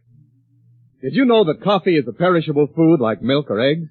Yes, they're all at their best when they're fresh. Freshly roasted coffee is delicious, but stale coffee can be bitter and rancid tasting. Now, of course, coffee, like many other perishable foods, can be preserved. But millions of people prefer the flavor of freshly roasted coffee. Chase and Sanborn dated coffee. These people like to show when their coffee was roasted. So they ask, did this coffee come to my grocer fresh from the roasting oven? And when did he get it? And they get the answer to those questions when they buy Chase and Sanborn dated coffee. And when you get this superb blend, you will see right on the bag front the date your grocer received it, freshly roasted. And here's why you always get this fine blend fresh. Chase and Sanborn roasting ovens dot the map from coast to coast. And from an oven near you, fast trucks rush delicious, freshly roasted dated coffee to your grocer with the date he gets it stamped plainly on every bag. That's how coffee lovers know they're getting the world's choice coffees freshly roasted, rich and mellow and delicious. Try this superb blend. The full-bodied goodness of Chase and Sanborn dated coffee will be especially welcome when you make iced coffee this summer. But hot or iced, you're sure of finer flavor when you get a choice coffee freshly roasted. Buy a pound of Chase and Sanborn dated coffee tomorrow.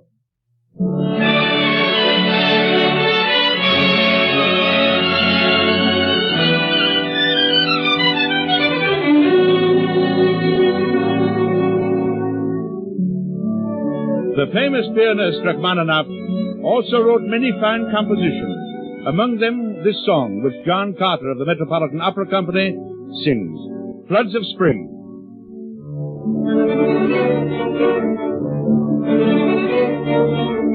In a wintry field white lies the snow, the floods of the spring are brimming on. Wake drowsy shores with a dash and a flow, and a rush and a gleam and a wildly roar. Oh, the land of love they sing. The spring is near, the spring is near, the heralds we of youthful spring, and forth are coming to proclaim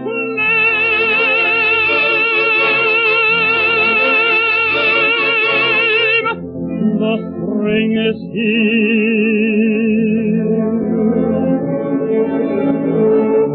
The spring is here.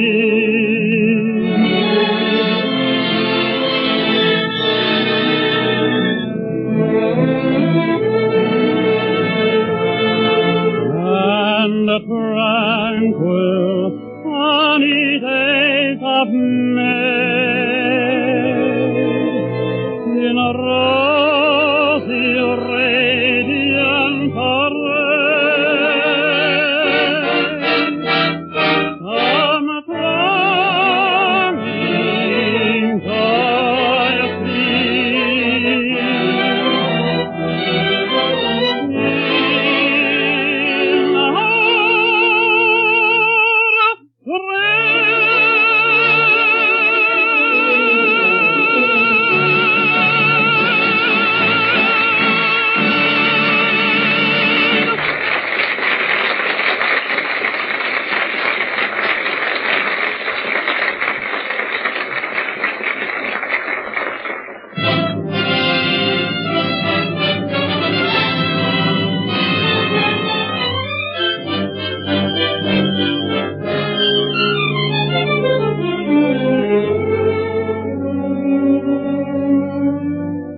one of the finest actresses of Broadway, recently returned to her hometown, Los Angeles, to become one of the finest actresses of Hollywood. Her name, Faye Bainter. Her performances in Jezebel, White Banners, and Mother Carey's Chickens were no surprise to those of us who recall her fine acting on the New York stage as Ming Toy in East is West and as Fran Doddsworth in tonight's play, Doddsworth. The play was adapted by Sidney Howard from the novel by Sinclair Lewis. Faye Bainter in Doddsworth.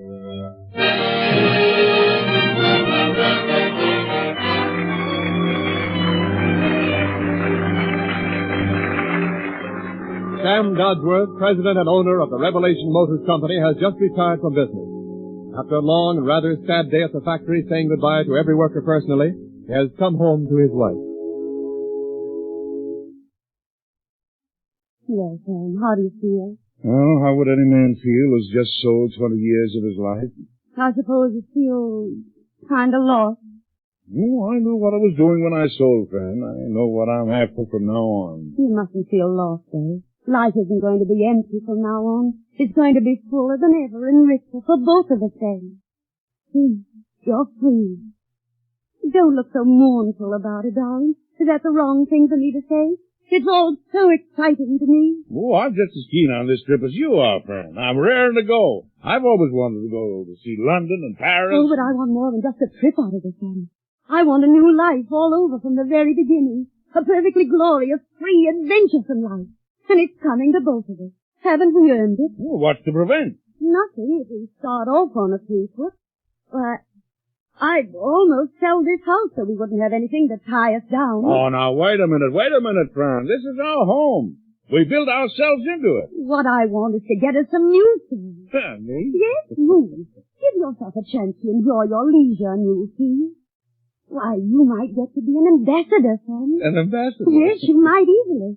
Why, if we weren't tied to this deadly, half-baked Middle Western town... Now, Fran, don't start knocking Zenith. I'm not knocking Zenith, Sam, but I can't help wanting. Oh, I'm thinking of my freedom, too. And I want the lovely things I've got a right to. In Europe, a woman of my age is just getting to where men take a serious interest in her.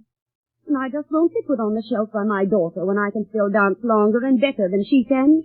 No one ever takes me for more than 35 or 30 even. I'm begging for life, Sam.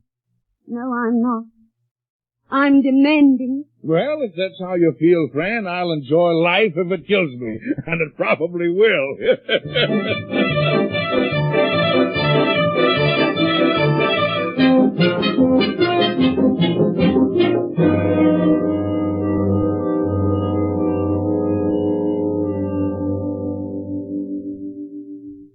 Fran?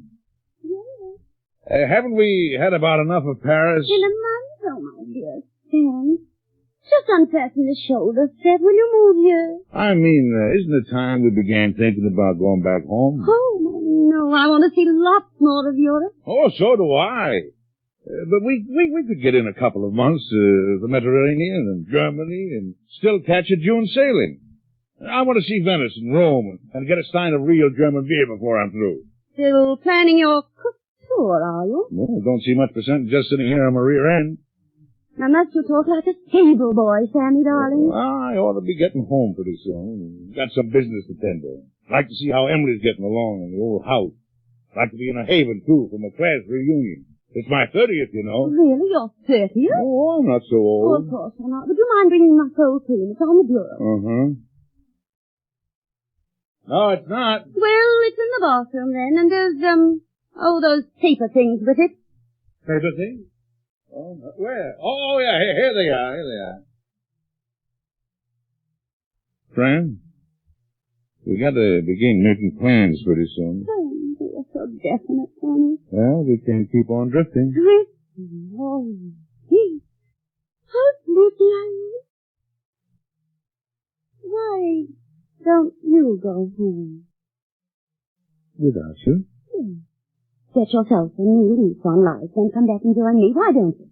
But I wouldn't want to go home without you, Well, Fran. I can see you aren't enjoying Paris. I'm only thinking of your pleasure. If you thought of mine, you wouldn't ask me to leave here just as you got to know some really nice people. Oh, I don't think they're so nice. Well, you needn't go into that Well, again. but I don't, and I'm doggone if I see what you see in them. This Mr. Israel may be all he says he is internationally and financially, but he certainly is no Barney Baruch. Mrs. Hannibal may be all right, but I hate to think who pays the bill when that young Austrian takes you out. Arnold Israel happens to be one of the most distinguished living financiers as well as an art collector. And his business is mostly secret missions for government. So it's not surprising he doesn't talk about it. Ah. Renee! And it's Madame de Fanable, not Mrs. Hannibal. Renee is a true woman of the great world here. As for court, he may be poor, but he holds one of the oldest titles in Austria, and they all belong to the most amusing and exclusive crowd in Paris. Friend, do you think the real thing in Paris would hang out with a couple of hicks like us? Well, what else are we? I'm an ordinary American businessman, and I married the daughter of a Zenith brewer, who seems to be flying pretty high these days. I suppose you know what you mean by that? Why won't you sit in a sidewalk cafe with me? Because smart people don't. I'm not smart. I am. Then you ought to be smart enough not to care what people think. It's a matter of principle, like the Englishman dressing for dinner in the jungle. Yeah, I read about him. He probably never did it. Oh, he just simply won't understand. I can. And if I like men to be something more than waiters... I've heard my friends insulted enough. A lot of gigolos. I do think you might do something beside that word gigolo, which I taught you. You did not. Well, you never learned it at Yale. They don't know about such things at Yale. Sneering? And now let's have the one about the great motorman and all he's done for the automobile industry. You may be the most impressive man in Genus, but you're not in Genus now. You're in Paris now. And I'm sick and tired of apologizing to my friends for the way You've been can apologizing go. Yes, I have. Hello? Yeah? What? Oh. All right. We've been making so much noise, someone's complaining. How humiliating. Yes, isn't it? Well, go ahead. Pipe down, but go ahead. I'm waiting. You are so sick. You have the mistiest notion of civilization here. Well, maybe I don't think much of it. Maybe clean hospitals and concrete high roads and no soldiers along the Canadian border come nearer my idea of real things. There are 20 million cars at home in America, and I've contributed something to every one of them out of my own personal civilization. And if that isn't more than just knowing how to order a dinner with your friend Mrs. Venable... Madame de Fanable. All right. Let's not start that again. You don't want to learn. I could teach you. I belong here. They accept me here. I'm going to get out of this town back to doing something and take you along. I'm not going, Ken. Oh, yes, you are. I think we need a vacation from each other. I don't feel that way. I think I've been weak with you long enough. I've taken a villa for the summer with René de Fanable in Sicily. A Montclair on Lake Geneva. I've signed the lease. You might have told me. I've got my own money. Friend. What? Well, my darling, you're not drifting away from me. I hope not. You and I, friend, after 20 years? Oh, I won't go home. I'll give it all. I'll give it up. You simply got to go. I can't stand being torn this way any longer. I'm suffocating. I'm sorry for every mean thing I've said, but if we're going to go on together, I've really got to be left alone this summer. Oh, don't look so certain. Please don't be angry. Or do be angry if it'll make you any happier. Remember that I did make a real home for you, and I'll do it again. But you've just got to let me have my fling now, because you're simply rushing at old age, Sam, and I'm not ready for that yet. Sam, who are you phoning? Hello. This is Mr. Doddsworth. Could you tell me when the next boat leaves for New York?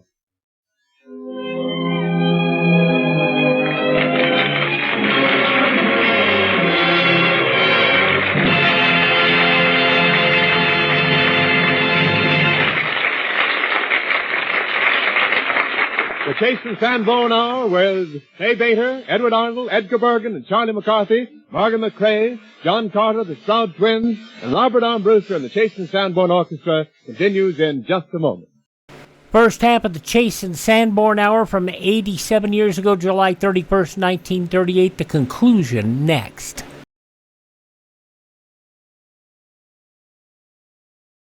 Driving tonight? Then remember this. Most highway deaths are caused by two temptations, to cut out of line and to go too fast. Crossing the center line of the road is more dangerous than you realize. Statistics prove it. Excessive speed is just as dangerous as officials say.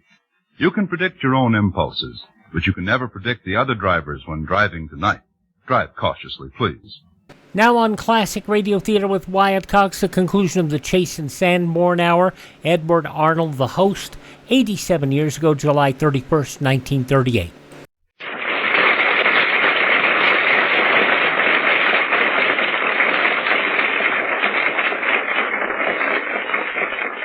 Johnny, that was grand, wasn't it, Charlie? Wasn't while what? The song, Tarantella.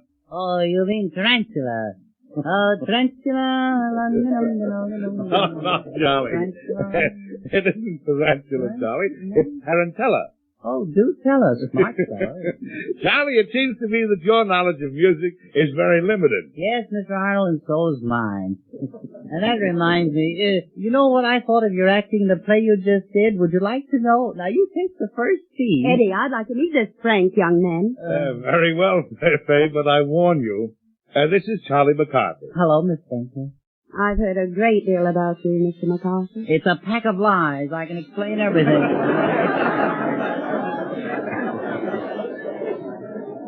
Did I understand you to say that you didn't care for Mr. Arnold's acting in the play? I thought the play was very good, Miss Bainter. Oh, I get it. Yeah. And what about my acting? I still think the play was very good. Get it? Well, of all the insolent young whippersnappers I ever met. Now, just a minute, Faye, just a minute. Let me handle Charlie. If I thought you meant that you didn't like our acting, Now, Mr. Arnold, let's not resort to fisticuffle fighting. Remember, I got a monocle on. Oh, why don't you take it off? Oh, I'm no fool. Nailed on. Go ahead, Eddie. Teach him to respect his elders. Now, Mr. Arnold, lay off that rough stuff. Let go of my lasso. You hear? I didn't think your acting was bad. Well, what did you think? Well, I think you better talk me out of this, Bergen. What I mean is, you're too young a man to play the part of Doddsworth. Oh, go on, Charlie. Do you think so? Yeah. Thanks, Bergen. Yes, Mr. Arnold, you're more of a juvenile, sort of a college kid. Oh, well, that's constructive criticism, Charlie. I'm glad you think so. Yes. You're sort of a dashing young athletic type. Those are muscles, aren't they?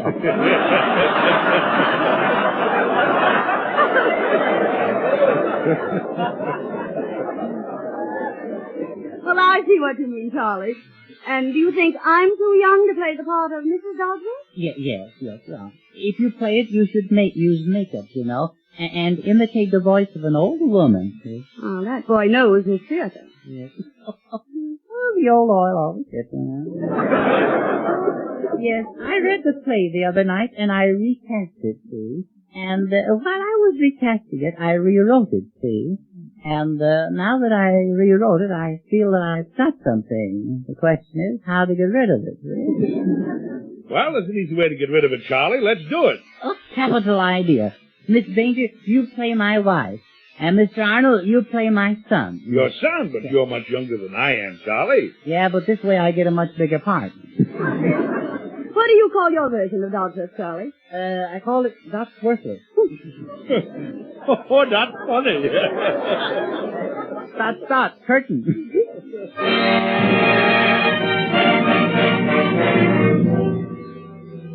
Presenting Doddsworthless by Charles T. Yule at Surprise McCarthy.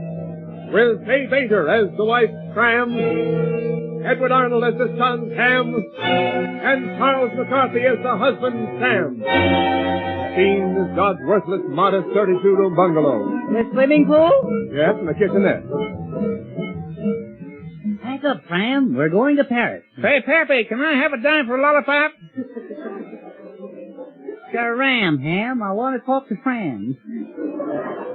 Oh, Sam? Yeah, Fran? What are we going to Europe for? Well, you know those automobiles I've been making for the past 20 years? Yes. Well, they just found out there's been a slight defect. My Super Sputter 6. Anything serious? No, nothing serious. I just thought I didn't happen to put any motors in them, that's all. Sort of absent-minded line. You mean, Pappy, you ain't been putting no engines in them things? Yes, my hillbilly son, no work. Thank you. Well, we better beat it before they give us the work. Yes, is everything packed? Yes, Sam, the car's waiting out in front. Well, make sure it isn't one of those one of my sputter hoopers, one of my cars. We want to get away this time. Yes, Sam. Yes, come on, Ham and Fran. We got to take it on a lamb. Off to Paris. Ah, Paris.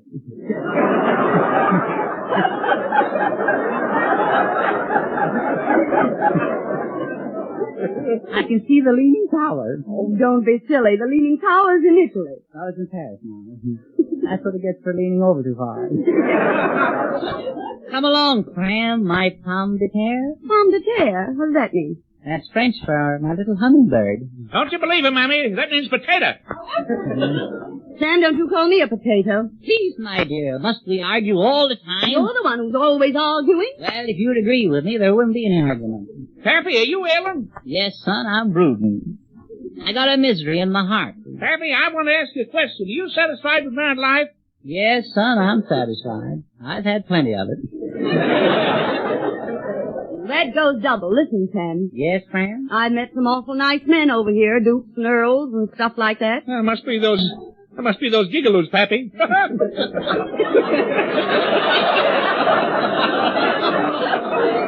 Those gigolos ain't nothing to giggle at, son. You don't mean you're going to leave me, Fran? Yes, Sam, I am. Well, I'll be clammed. Hey, Pappy, stop your philosophizing. I got a headache. You got a what? Headache. With what? Fran, if you leave me, I'll go crazy. Oh, no, you won't. I'll bet you'll marry again. Oh, I won't go that crazy. What's the matter, Pappy? Ain't your marriage as nice as it used to be? No, son, and it never was. Kind of worries me, Pappy. Don't you pay no mind to it, son. Just take good care of your health. Can't figure out what makes him so peculiar.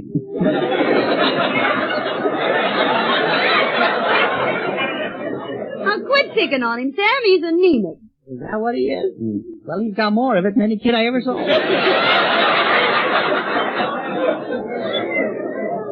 Mammy and Pappy, I'm afraid you two are drifting apart.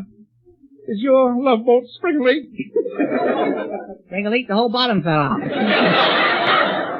It's come to the point where we only have one thing in common. We hate each other. Come to think of it, you're right. I want to live and laugh. I want to taste popovers in Paris. I want to try some Venetian blinds in Venice. Say, Pappy, I want a Venetian blind. Don't think I can get one to fit you, son. Cablegram for Mr. Doddsworthless. Cablegram for Mr. Doddsworthless.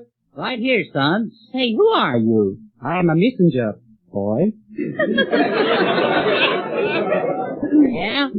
Well, you're the spitting image of a fellow I know back in the States by the name of Johnny Carter. Do you know him? I have never heard of she.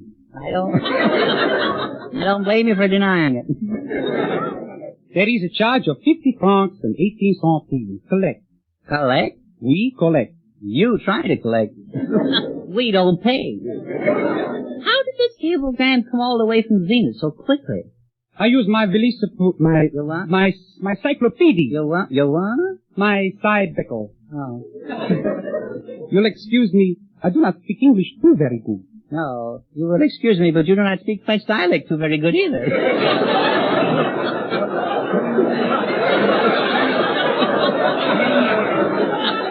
I don't know why we ever gave you the part. Well, should I wait for an answer?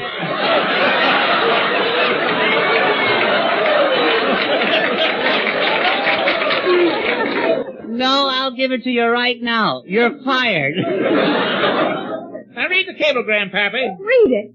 I better open it first. Son, I told you not to wear those pants so tight. Business. Us big businessmen, always being bothered. Can't even leave us alone when we retired. What's it say, Sam? Yes. Oh, goodness me. Oh, this is terrible. This changes everything. Pack up your stuff, Fran. We gotta go back to the States right away. Is it important? I don't know. I never learned to read.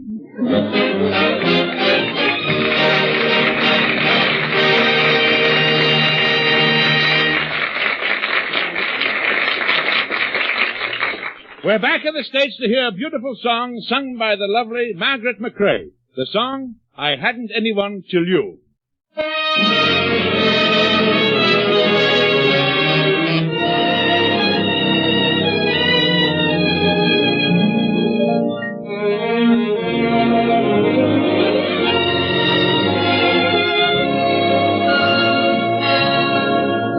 hadn't anyone till you. I was a lonely one till you. I used to lie awake and wonder if there could be someone in this wide world just made for me. And now I see I had to save my love for you. I never gave my love to you. And through my lonely heart demanding it, Cupid took a hand in it.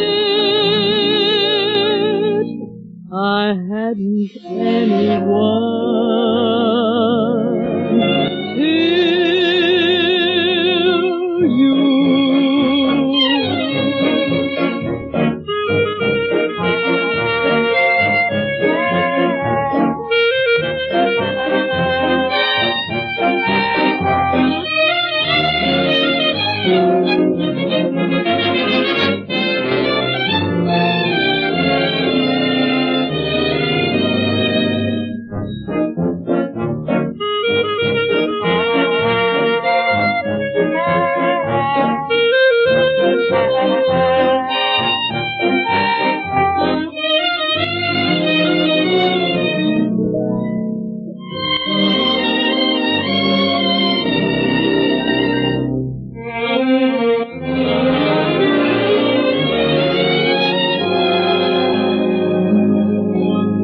I hadn't anyone till you. I was a lonely one till you. I used to lie awake and wonder if there could be someone in this wide world just made for me. And now I see I had to save my love for you. I never gave my love to you. And through my lonely heart demanding it, Cupid took a hand in it. I hadn't anyone till you.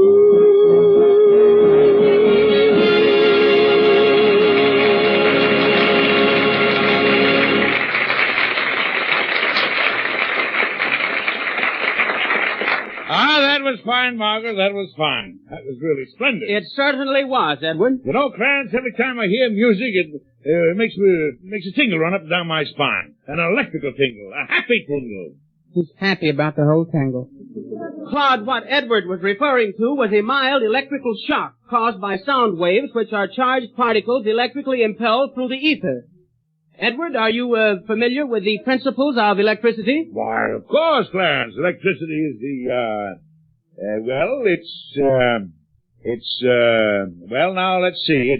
electricity is... Is it? Well, I had it on the tip of my tongue a minute ago, but I lost it. Well, that's unfortunate, Edward. Even the greatest scientists do not know exactly what electricity is. You have just swallowed a great contribution to civilization. He'll eat anything. What? We do not realize the many uses we find for electricity in each of our daily lives. Take me, for instance. Must I? Consider this, Claude. I am awakened in the morning by an electric alarm clock. I turn on the electric light, shave with an electric razor, take an electric elevator downstairs, and board an electric streetcar to work. Doesn't that impress you? Yeah, you forgot to put your clothes on. Well, he had his pajamas on. I did not have my pajamas on. Oh, shame, shame. Apparently, I must keep this discussion as simple as possible. I shall confine my terms to protons, electrons, and the electrified substance known as ions. Ewan? Ions. Weans? Ions. Ions are particles of electricity. So is us. Ions? Ions. I as in ink, O as in orange, N as in Nellie. Say, Claude, what is he talking about? Something about Nellie and some oranges. I repeat, an ion is an electrified particle of matter. It is the smallest known unit of electricity, and the way to measure electricity is by horsepower. Say, what is a horsepower, Clarence? Depends on the horse. It does not depend on the horse. Horsepower is a unit of measure just like a pound or a ton. How many horsepower is that? Now, wait a minute, Claude. I don't care so much about this idea of being compared to a horsepower. Let me explain again. Horsepower is the unit by which we measure energy. 1 horsepower equals, Edward, you yourself could be carried through all your daily tasks by 1 horsepower. Who, me? Yeah, but it's asking a lot of the horse. Claude, you evidently do not realize that I am trying to explain some of the advantages of electricity. Without electricity, you could not telegraph me, you could not telephone me, you could not ring my doorbell. Yeah, but I could still hear you.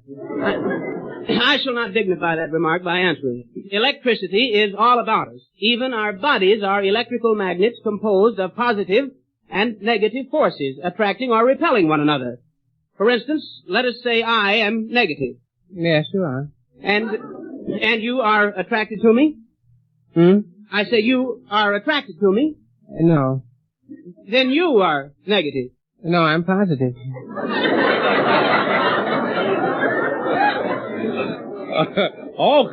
Clarence, you attract me. I think you're all real nice. Well, thank you, Edward. I can assure you it's mutual. 2 magnets that weigh about each other. Claude, don't you understand? We are all complete electrical units. You are. Edward is. I am. The brain is the power plant which keeps us supplied with energy or current. Current's on again, Ed. That is immaterial. We each have our own system of plugs, fuses, and switches. When we are not feeling well, some part of our electrical equipment is out of order. Now, how are you feeling, Claude? I got a pain in the fuse box. Yeah, I got an upset dynamo. I guess I've been eating too many watts. Well, you are getting a little heavy around the transformer. Edward, Clark. Yeah, the doctor says I've got varicose veins. Maybe you got flat-foot sockets with a fuse. Gentlemen, you are ridiculing a subject that has influenced the course of civilization. If there had been electricity in Paul Revere's day, instead of making his historical ride, he could have picked up his telephone and said, "I want some Minutemen." And the operator would have instantly replied, "Deposit 5 cents for 5 more Minutemen." Clarence, didn't they know something about electricity before then? When did Benjamin Franklin fly that kite of his? It was in 1752, Edward. With thunder roaring, lightning flashing, Benjamin Franklin stood flying his kite in a torrential downpour. And it was in the midst of this terrific storm that he discovered electricity. What do you think of that? You picked a heck of a time to fly a kite. You should show more deference to deeds of this sort, Claude. In addition to Benjamin Franklin, we are indebted to many great men for the development of electricity, including, if I may say so, our own beloved ancestor. Claude, will you ever forget Sir Lyceum Stroud? I will if you will, yeah. How can you talk like that when you know that during his time, Sir Lyceum made many outstanding contributions to the progress of electricity? His experiences were a great help to society. Oh, what did Sir Lyceum have to do with electricity? He proved that the electric chair worked. Oh? He did not. They knew that before he was elected. I mean, Sir Lyceum formulated many theories. He was the first, incidentally, to suggest that a horse car could be drawn without using a horse. You mean he wanted the job himself?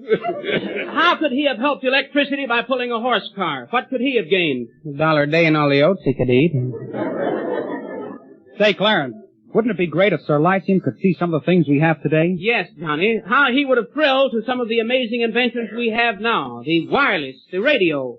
Just think, he could sit in his easy chair, press a switch, and hear such wonderful things as... Calling all cars, wake up, it's morning. News of the world brought to your breakfast table. Exactly, gentlemen. Through the airwaves, he could hear... Da da da da, la la. You too can sound like that in 10 easy lessons.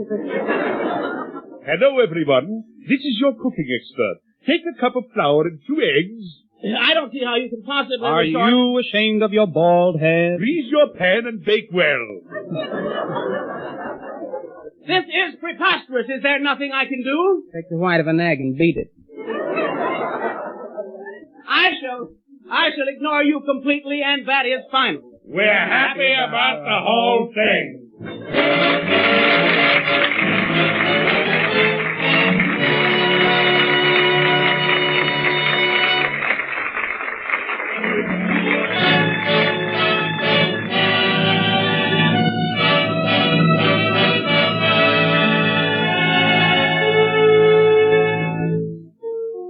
The musical story of a young gentleman named Peter, who had a passion for pumpkins. Robert Armbruster, the orchestra, and Peter, Pumpkin Eater.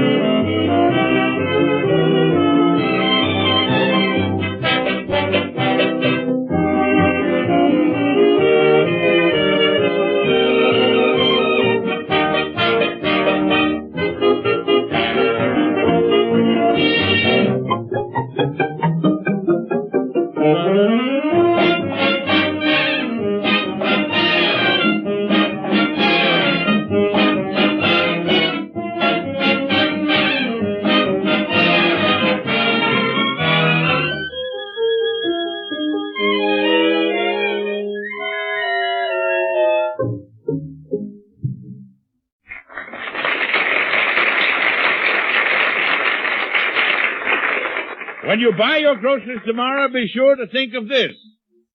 There's a very special reason why it pays to get freshly roasted coffee. The flavor of coffee is carried by a delicate oil.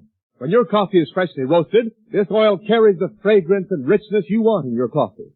But you don't get this goodness unless your coffee is fresh. For coffee is a perishable food. Like eggs and milk and cream, coffee can easily spoil if it gets old. And stale coffee can taste harsh, unpleasant, rancid. Of course, coffee, like other perishable foods, can be preserved. But millions of people prefer freshly roasted coffee, Chase and Sanborn dated coffee. For the makers of Chase and Sanborn dated coffee assure you of freshness. They rush their coffee fresh from roasting to your grocer. Every few days, fast trucks bring him freshly roasted coffee rushed from a nearby roasting oven. And the date he gets it is plainly marked on every bag. Your assurance that this coffee is freshly roasted. So try Chase and Sanborn Dated Coffee, a blend of the world's choice coffees, freshly roasted. Try it. Enjoy coffee as it should be. Coffee as you like it. Drink it hot for breakfast, iced through the heat of the day. The full, rich body of Chase and Sanborn makes it ideal for iced coffee. And iced or hot, you are sure of getting this fine coffee at its best because you know it's freshly roasted. Ask your grocer for Chase and Sanborn Dated Coffee tomorrow.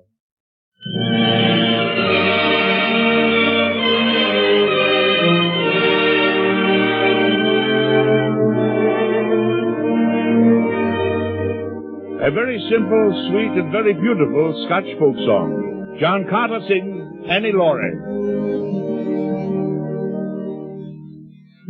Maxwell and Grace are bonny, where early fathers do, and 'twas there that Annie Laurie did me her promise to. Did me her promise to.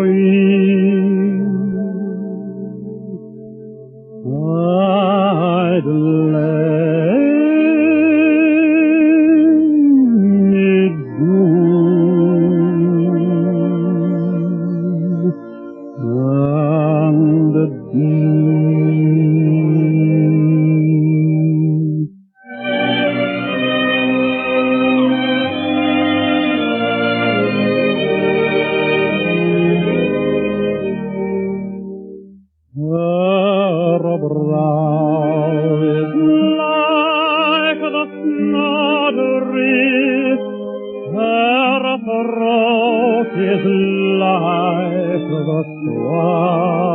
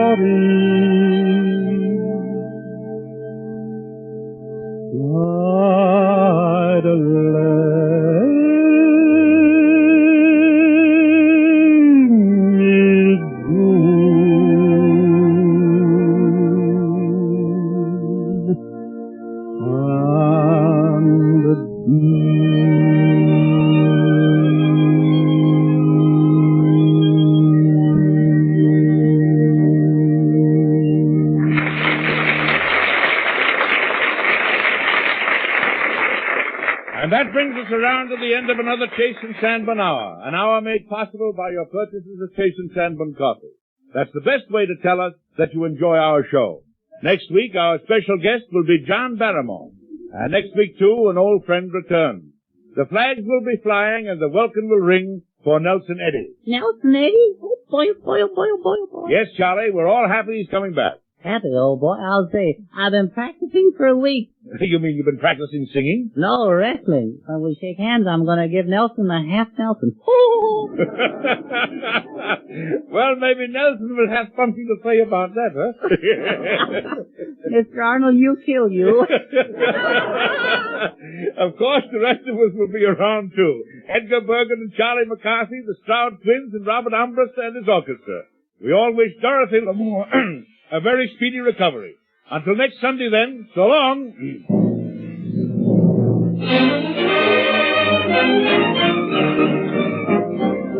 Be with us again next Sunday at the same time for another big Chase and Sanborn Hour. Nelson Eddy, John Barrymore, Edward Arnold, Edgar Bergen, Charlie McCarthy, the Stroud Twins, and Robert Armbruster and the Chase and Sanborn Orchestra. Heard on this program were Having Myself a Time from Tropic Holiday and The Big Show by Jerome Kern.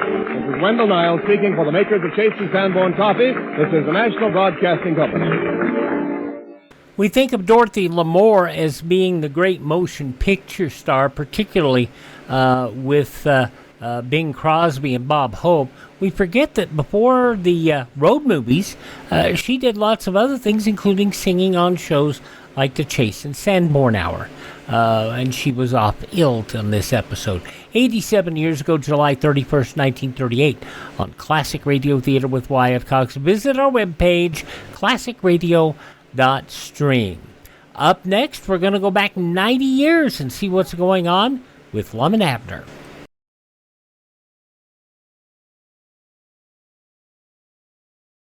Do you know how old the school building in your community is? If it's over 25 years old, the chances are that it's woefully inadequate. Join with the groups in your community working for better school conditions. Remember, better schools build a stronger America. Okay, we're going to take a pause from the Lum and Abner storyline that we've been dealing with the baby. We're going to go back 90 years in this episode to July 31st, 1935. In this episode of the program, Squire Skimp has a gold mine racket going on, silver mine racket going on, and of course it's a racket, it's not an honest thing. But everybody in Pine Ridge is jumping on board, wanting to get get a piece of this silver mine stock that the Squire's peddling, and that he's gotten Lum peddling. So let's listen to this episode where Abner might just sell the Jot 'em Down store. This goes back, as I said, 90 years, April 31st, 1935.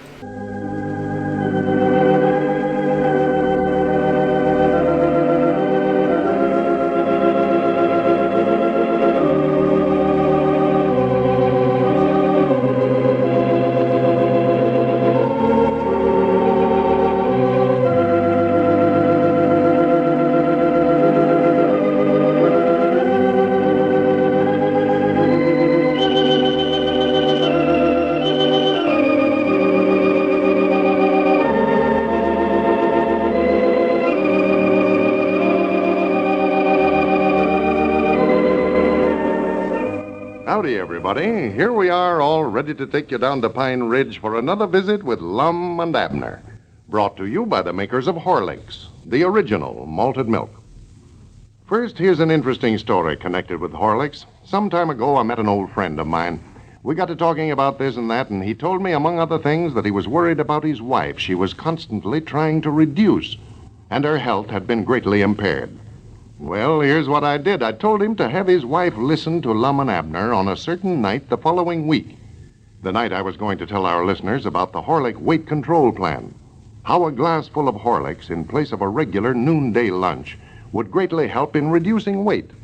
How in a recent test, 25 women using the plan averaged a weight reduction of nearly 4 pounds in only 3 weeks. Well, she did. Listen in that night. Decided to try the plan for herself. And the last I heard, it seemed that my old friend's worries were over at last. His wife had found the ideal weight control plan. Incidentally, she never missed hearing Lum and Abner after that. If you're at all overweight, try the Horlicks weight control plan yourself. Just drink a good glassful of delicious Horlicks every noontime in place of your regular lunch. The more rigidly you follow the plan, the better will be the results. And remember, your health will benefit, too. And now, let's see what's happening down in Pine Ridge. Yesterday, Squire Skimp put up $2,000, with which Snake Hogan bought Abner's Jot 'em Down store. If the scheme had worked as Squire had planned, Abner would have turned right around and invested the money in the Squire's silver mine, and Squire would have had his money back and the store, too. But After the deal was closed, Abner failed to fall in with the second part of Squire's scheme and refused to buy any stock in the mine at all. The result is that Abner has sold his store for a handsome price, and Squire has been trying in vain to get his $2,000 back. As we look in on Pine Ridge today, we find Lum down at Dick Huddleston's store discussing the matter. Listen. Yes, sir. Yes. Sold it for $2,000 cash. Well, where did Snake Hogan get the $2,000 to buy it with? He was on a relief all last winter. Abner says he told him some of his relations left it to him. Well, I'll declare. By Jack, that's a good price for that store. That stock of grocers over there won't invoice over $1,200. I know it. I told Abner it's the best deal ever I heard of him making. Sure. I was over at his house all morning trying to get him to invest it in our silver mine, but I couldn't get him to do it. Well, now, don't you be trying to get Abner to soak all that money in that mining stock, Lum. Why, it'll make him rich, Dick. $2,000 worth of that stock ain't no telling how much it will be worth. Squire says it'll pay back $160 for every dollar a body puts in it. Yeah, that's what Squire says. Well, Dick, you know how much silver mines is worth. That's one thing folks has got to have is silver. You can always sell that stuff. Well, now, you don't know for sure, though, Lum, if there's any silver out there in that mine. Oh, there's silver there, all right. Squire's got a big hunk of it he dug out of there himself and brung back with him. Well, now, I wouldn't insist on Abner putting his money in it, though, if he doesn't want to. Well, his own wife, Elizabeth, knows it's a good proposition. I believe she's got a better business head on her than he has. She's trying to get him to invest in it, too, but he won't do it. Stubbornest one man I ever seen in my life. There was a big crowd of us over there argued with him right nigh all morning.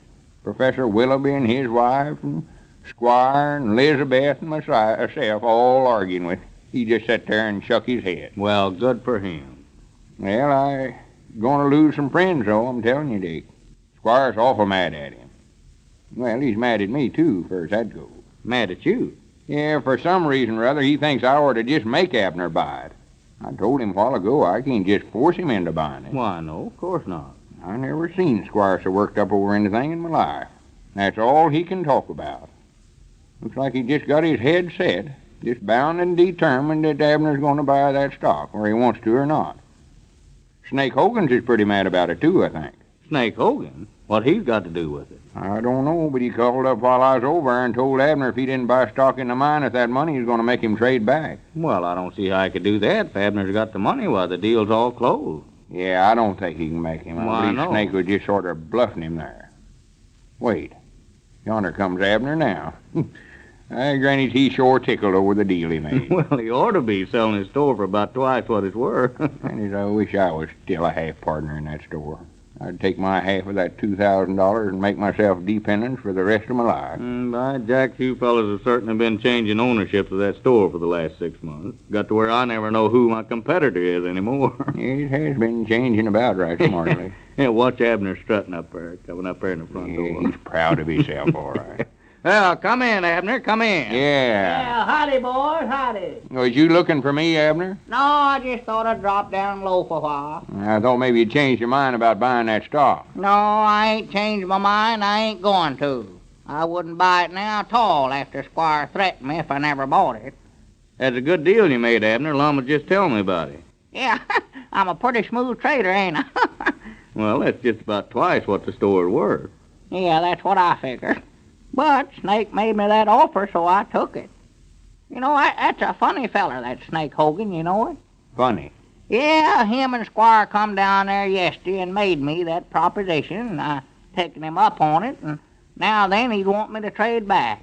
He said if I don't invest the $2,000 he give me in that silver mine, that I've got to trade back with him. Well, what business is it of his what you do with the money? And that's what I told him a while ago. Well, I think he's just doing that on account of he's a friend of Squire's. And see, Elizabeth told Squire if he'd find somebody to buy the store off of Abner there, why, she'd see personal that you bought stock in the silver mine with the money. I know it. I told her to keep her nose out of my business from here on. That's the reason I come down here to loaf. Me and her ain't getting along any too good. Well, now, she was doing that for your own good, Abner. Yeah, I know. She's trying to help. I reckon I sort of flew off in the handle. Well, I still can't understand why Snake Hogan's interested in you buying that stock in the silver mine. He doesn't even own any stock in it, does he? No, not a nickel's worth. Well, I never seen a feller so mad over anything in my life as he is. Got me sort of scared about it, all the threats he's been making. Oh, I don't think he'd do anything. Well, I don't know now, Lum. I've knowed Snake a long time, and ain't nothing too low down ornery for him to do. Yeah, that's right. I was just wondering, this whole thing looks funny to me. Was Squire there when you made the deal with Snake, Abner? Yeah, he's the one that talked to him into buying the store from me. Mm-hmm. Don't suppose that Squire put that money up for Snake to buy it with, do you? No, Snake fell heirs to it or something. I was just thinking that maybe Squire'd given Snake the money, thinking that you'd turn right around and invest it in the silver mine. That way he'd get his money back and have a store, too. No, Dick, no. He'd have to give Abner $2,000 worth of stock in the silver mine. He wouldn't be nothing ahead that way. Yeah, if the stock's worth anything. Oh, well, it's worth $160 for every dollar. I know. I guess I was wrong. Just trying to figure out why Snake is so anxious to see Abner put that money in the mining stock. I guess you forgot about Squire'd have to give him stock, huh? Well, I don't know why he done it, but I've got the money now, and I aim to keep it till I spend it. What are you going to do now, Abner? You going into some other kind of business? No, sir, I ain't going to do nothing. Folks around here have been accusing me of being backwoodsy 'cause I wouldn't take no part in any society doing. I dog it from here out, I'm going right into it. Well, good for you, Abner. I guess Elizabeth and Pearl has been a little ashamed of me 'cause I wouldn't try to improve myself. Folks are beginning to look down on me. I dog it from here out, I'm going to set 'em a pace around here it'll be hard for 'em to follow. They don't know nothing about society yet. Wait till I get started. I'm going to get me a book on society and study up on it right good. Before I get done, this town won't hold me. Aye, Granny, that's the way I love to hear you talking. Yes, sir. To be right honest with you, I've been sort of ashamed of you myself, wearing them overhauls around. Yeah. Got to where we never had nothing in common no more. You never played contract bridge, and you stopped taking them voice lessons. Well, I'll make up for lost time now. I won't have that store to worry about. Yeah, you're a gentleman now. Gentleman of leisure. Yeah, that's good, huh, being leisure? Oh, my, yeah. In society, the leisure you are, the higher up you get. Yeah, look driving up there in front, Abner. Huh? Well, there's Squire and Snake Hogan. Oh, my goodness. Now the argument starts all over again about me buying stock in that silver mine or trading back with Snake and giving him his money back. Well, now, you just stand pat, Abner. Just refuse to do either one. Well, I don't know. I wouldn't get in no argument with Snake if I was you, Abner. There ain't nothing he won't do to have his way. You said that yourself. Well, now, he ain't scaring me none with his threats. I don't think. Well, come in, gentlemen, come in. Hi, Dick. We're just looking for Peabody. Yes, we want to see you a few minutes, Abner. Well, take a good look at me. Here I am. We want to talk a little business with you private. Yes, could you step out in front here a few minutes, Abner? Won't take long. Well, can't you talk to me in here? Are you going to come out here, Peabody, or are we going to have to drag you out? Tut now, Snake. Just a minute now. Don't get rambunctious. Abner, we'd rather talk to you privately if you don't mind. Well, all right. I don't mind to talk with you. I'll tell you right now, I ain't going to buy no stock, and I ain't going to give you your money back. Well, there may be ways to make you change your mind about that, Peabody. I'll be back in a minute, fellers. Yeah, all right, Abner. Granny. That Snake Hogan act like he's pretty mad, didn't he? Yeah. Hope Abner don't get in any trouble with him. Wait a minute. Look yonder. Huh? What are they trying to do there? Why, it looks like they're trying to shove Abner in that car. Granny, that's what they are doing. Yeah, Snake's holding him there on the back seat there. Hey, wait a minute, you fellas. Yeah, hold on What you there. trying to do there? Come back here. Come on, Dick. We better follow her. My grannies ain't no telling what they are. Well, maybe those were not idle threats that Snake Hogan was making after all. And now, all vacationists, attention. We're going to hear from Mr. Warren W. Lundgren. Don't miss hearing what he has to say. 7 of us, 3 from Racine, Wisconsin, and 4 from Burlington, Iowa, recently made a 2 weeks fishing and canoe trip to Quetico Reserve, Ontario Province, Canada. During the vacation, we canoed over 120 miles and trudged heavily laden with canoes and pack sacks over about 50 miles of portages through the woods. Because we were constantly on the move, we were often forced to omit a noonday meal. At other times, making a late camp, we found little time to prepare complete suppers at night. It was at times like these that we were mighty thankful for the Horlicks tablets 4 of us had brought along. We surely made liberal use of these on portages and when meals were omitted. We wish to pay a high tribute to your product, as it certainly sustained us and lessened our feeling of fatigue. Well, Mr. Lundgren, we certainly want to thank you for telling us this. Vacationists, did you all hear what Mr. Lundgren said?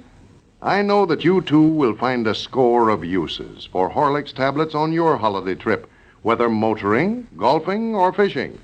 Don't forget to take a flask along. Your druggist has them, you know, in both natural and chocolate flavor.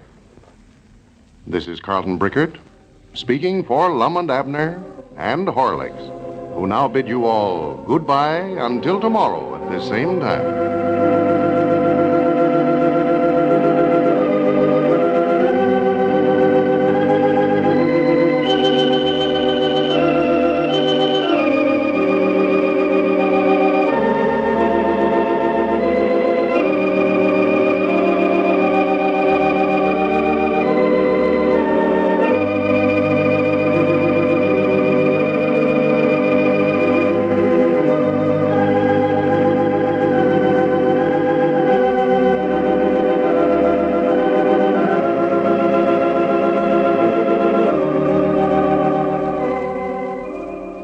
Yeah, they got out of the silver mine episode pretty clearly, but this took them down a whole other path, and we'll hear that. I think I've got another episode going back to the shows from 90 years ago. No, I don't. I don't have another episode of that coming up here in a bit, but it led to something even stranger, where they ended up putting the Jot 'em Down store on the back of a car and drove it all over the area. Don't ask me. It was weird stuff. Anyway, join us tomorrow on our Friday program, where we'll have episodes of Sam Spade. We'll also have Under Arrest and Nick Carter from 1948. Broadway is My Beat, starring Larry Thor from 1954. And an episode of the soap opera The Second Mrs. Burton. That's all coming up on our Friday program. And visit our webpage to support us. That's at classicradio.stream. See you tomorrow for more Classic Radio Theater. I'm Wyatt Cox.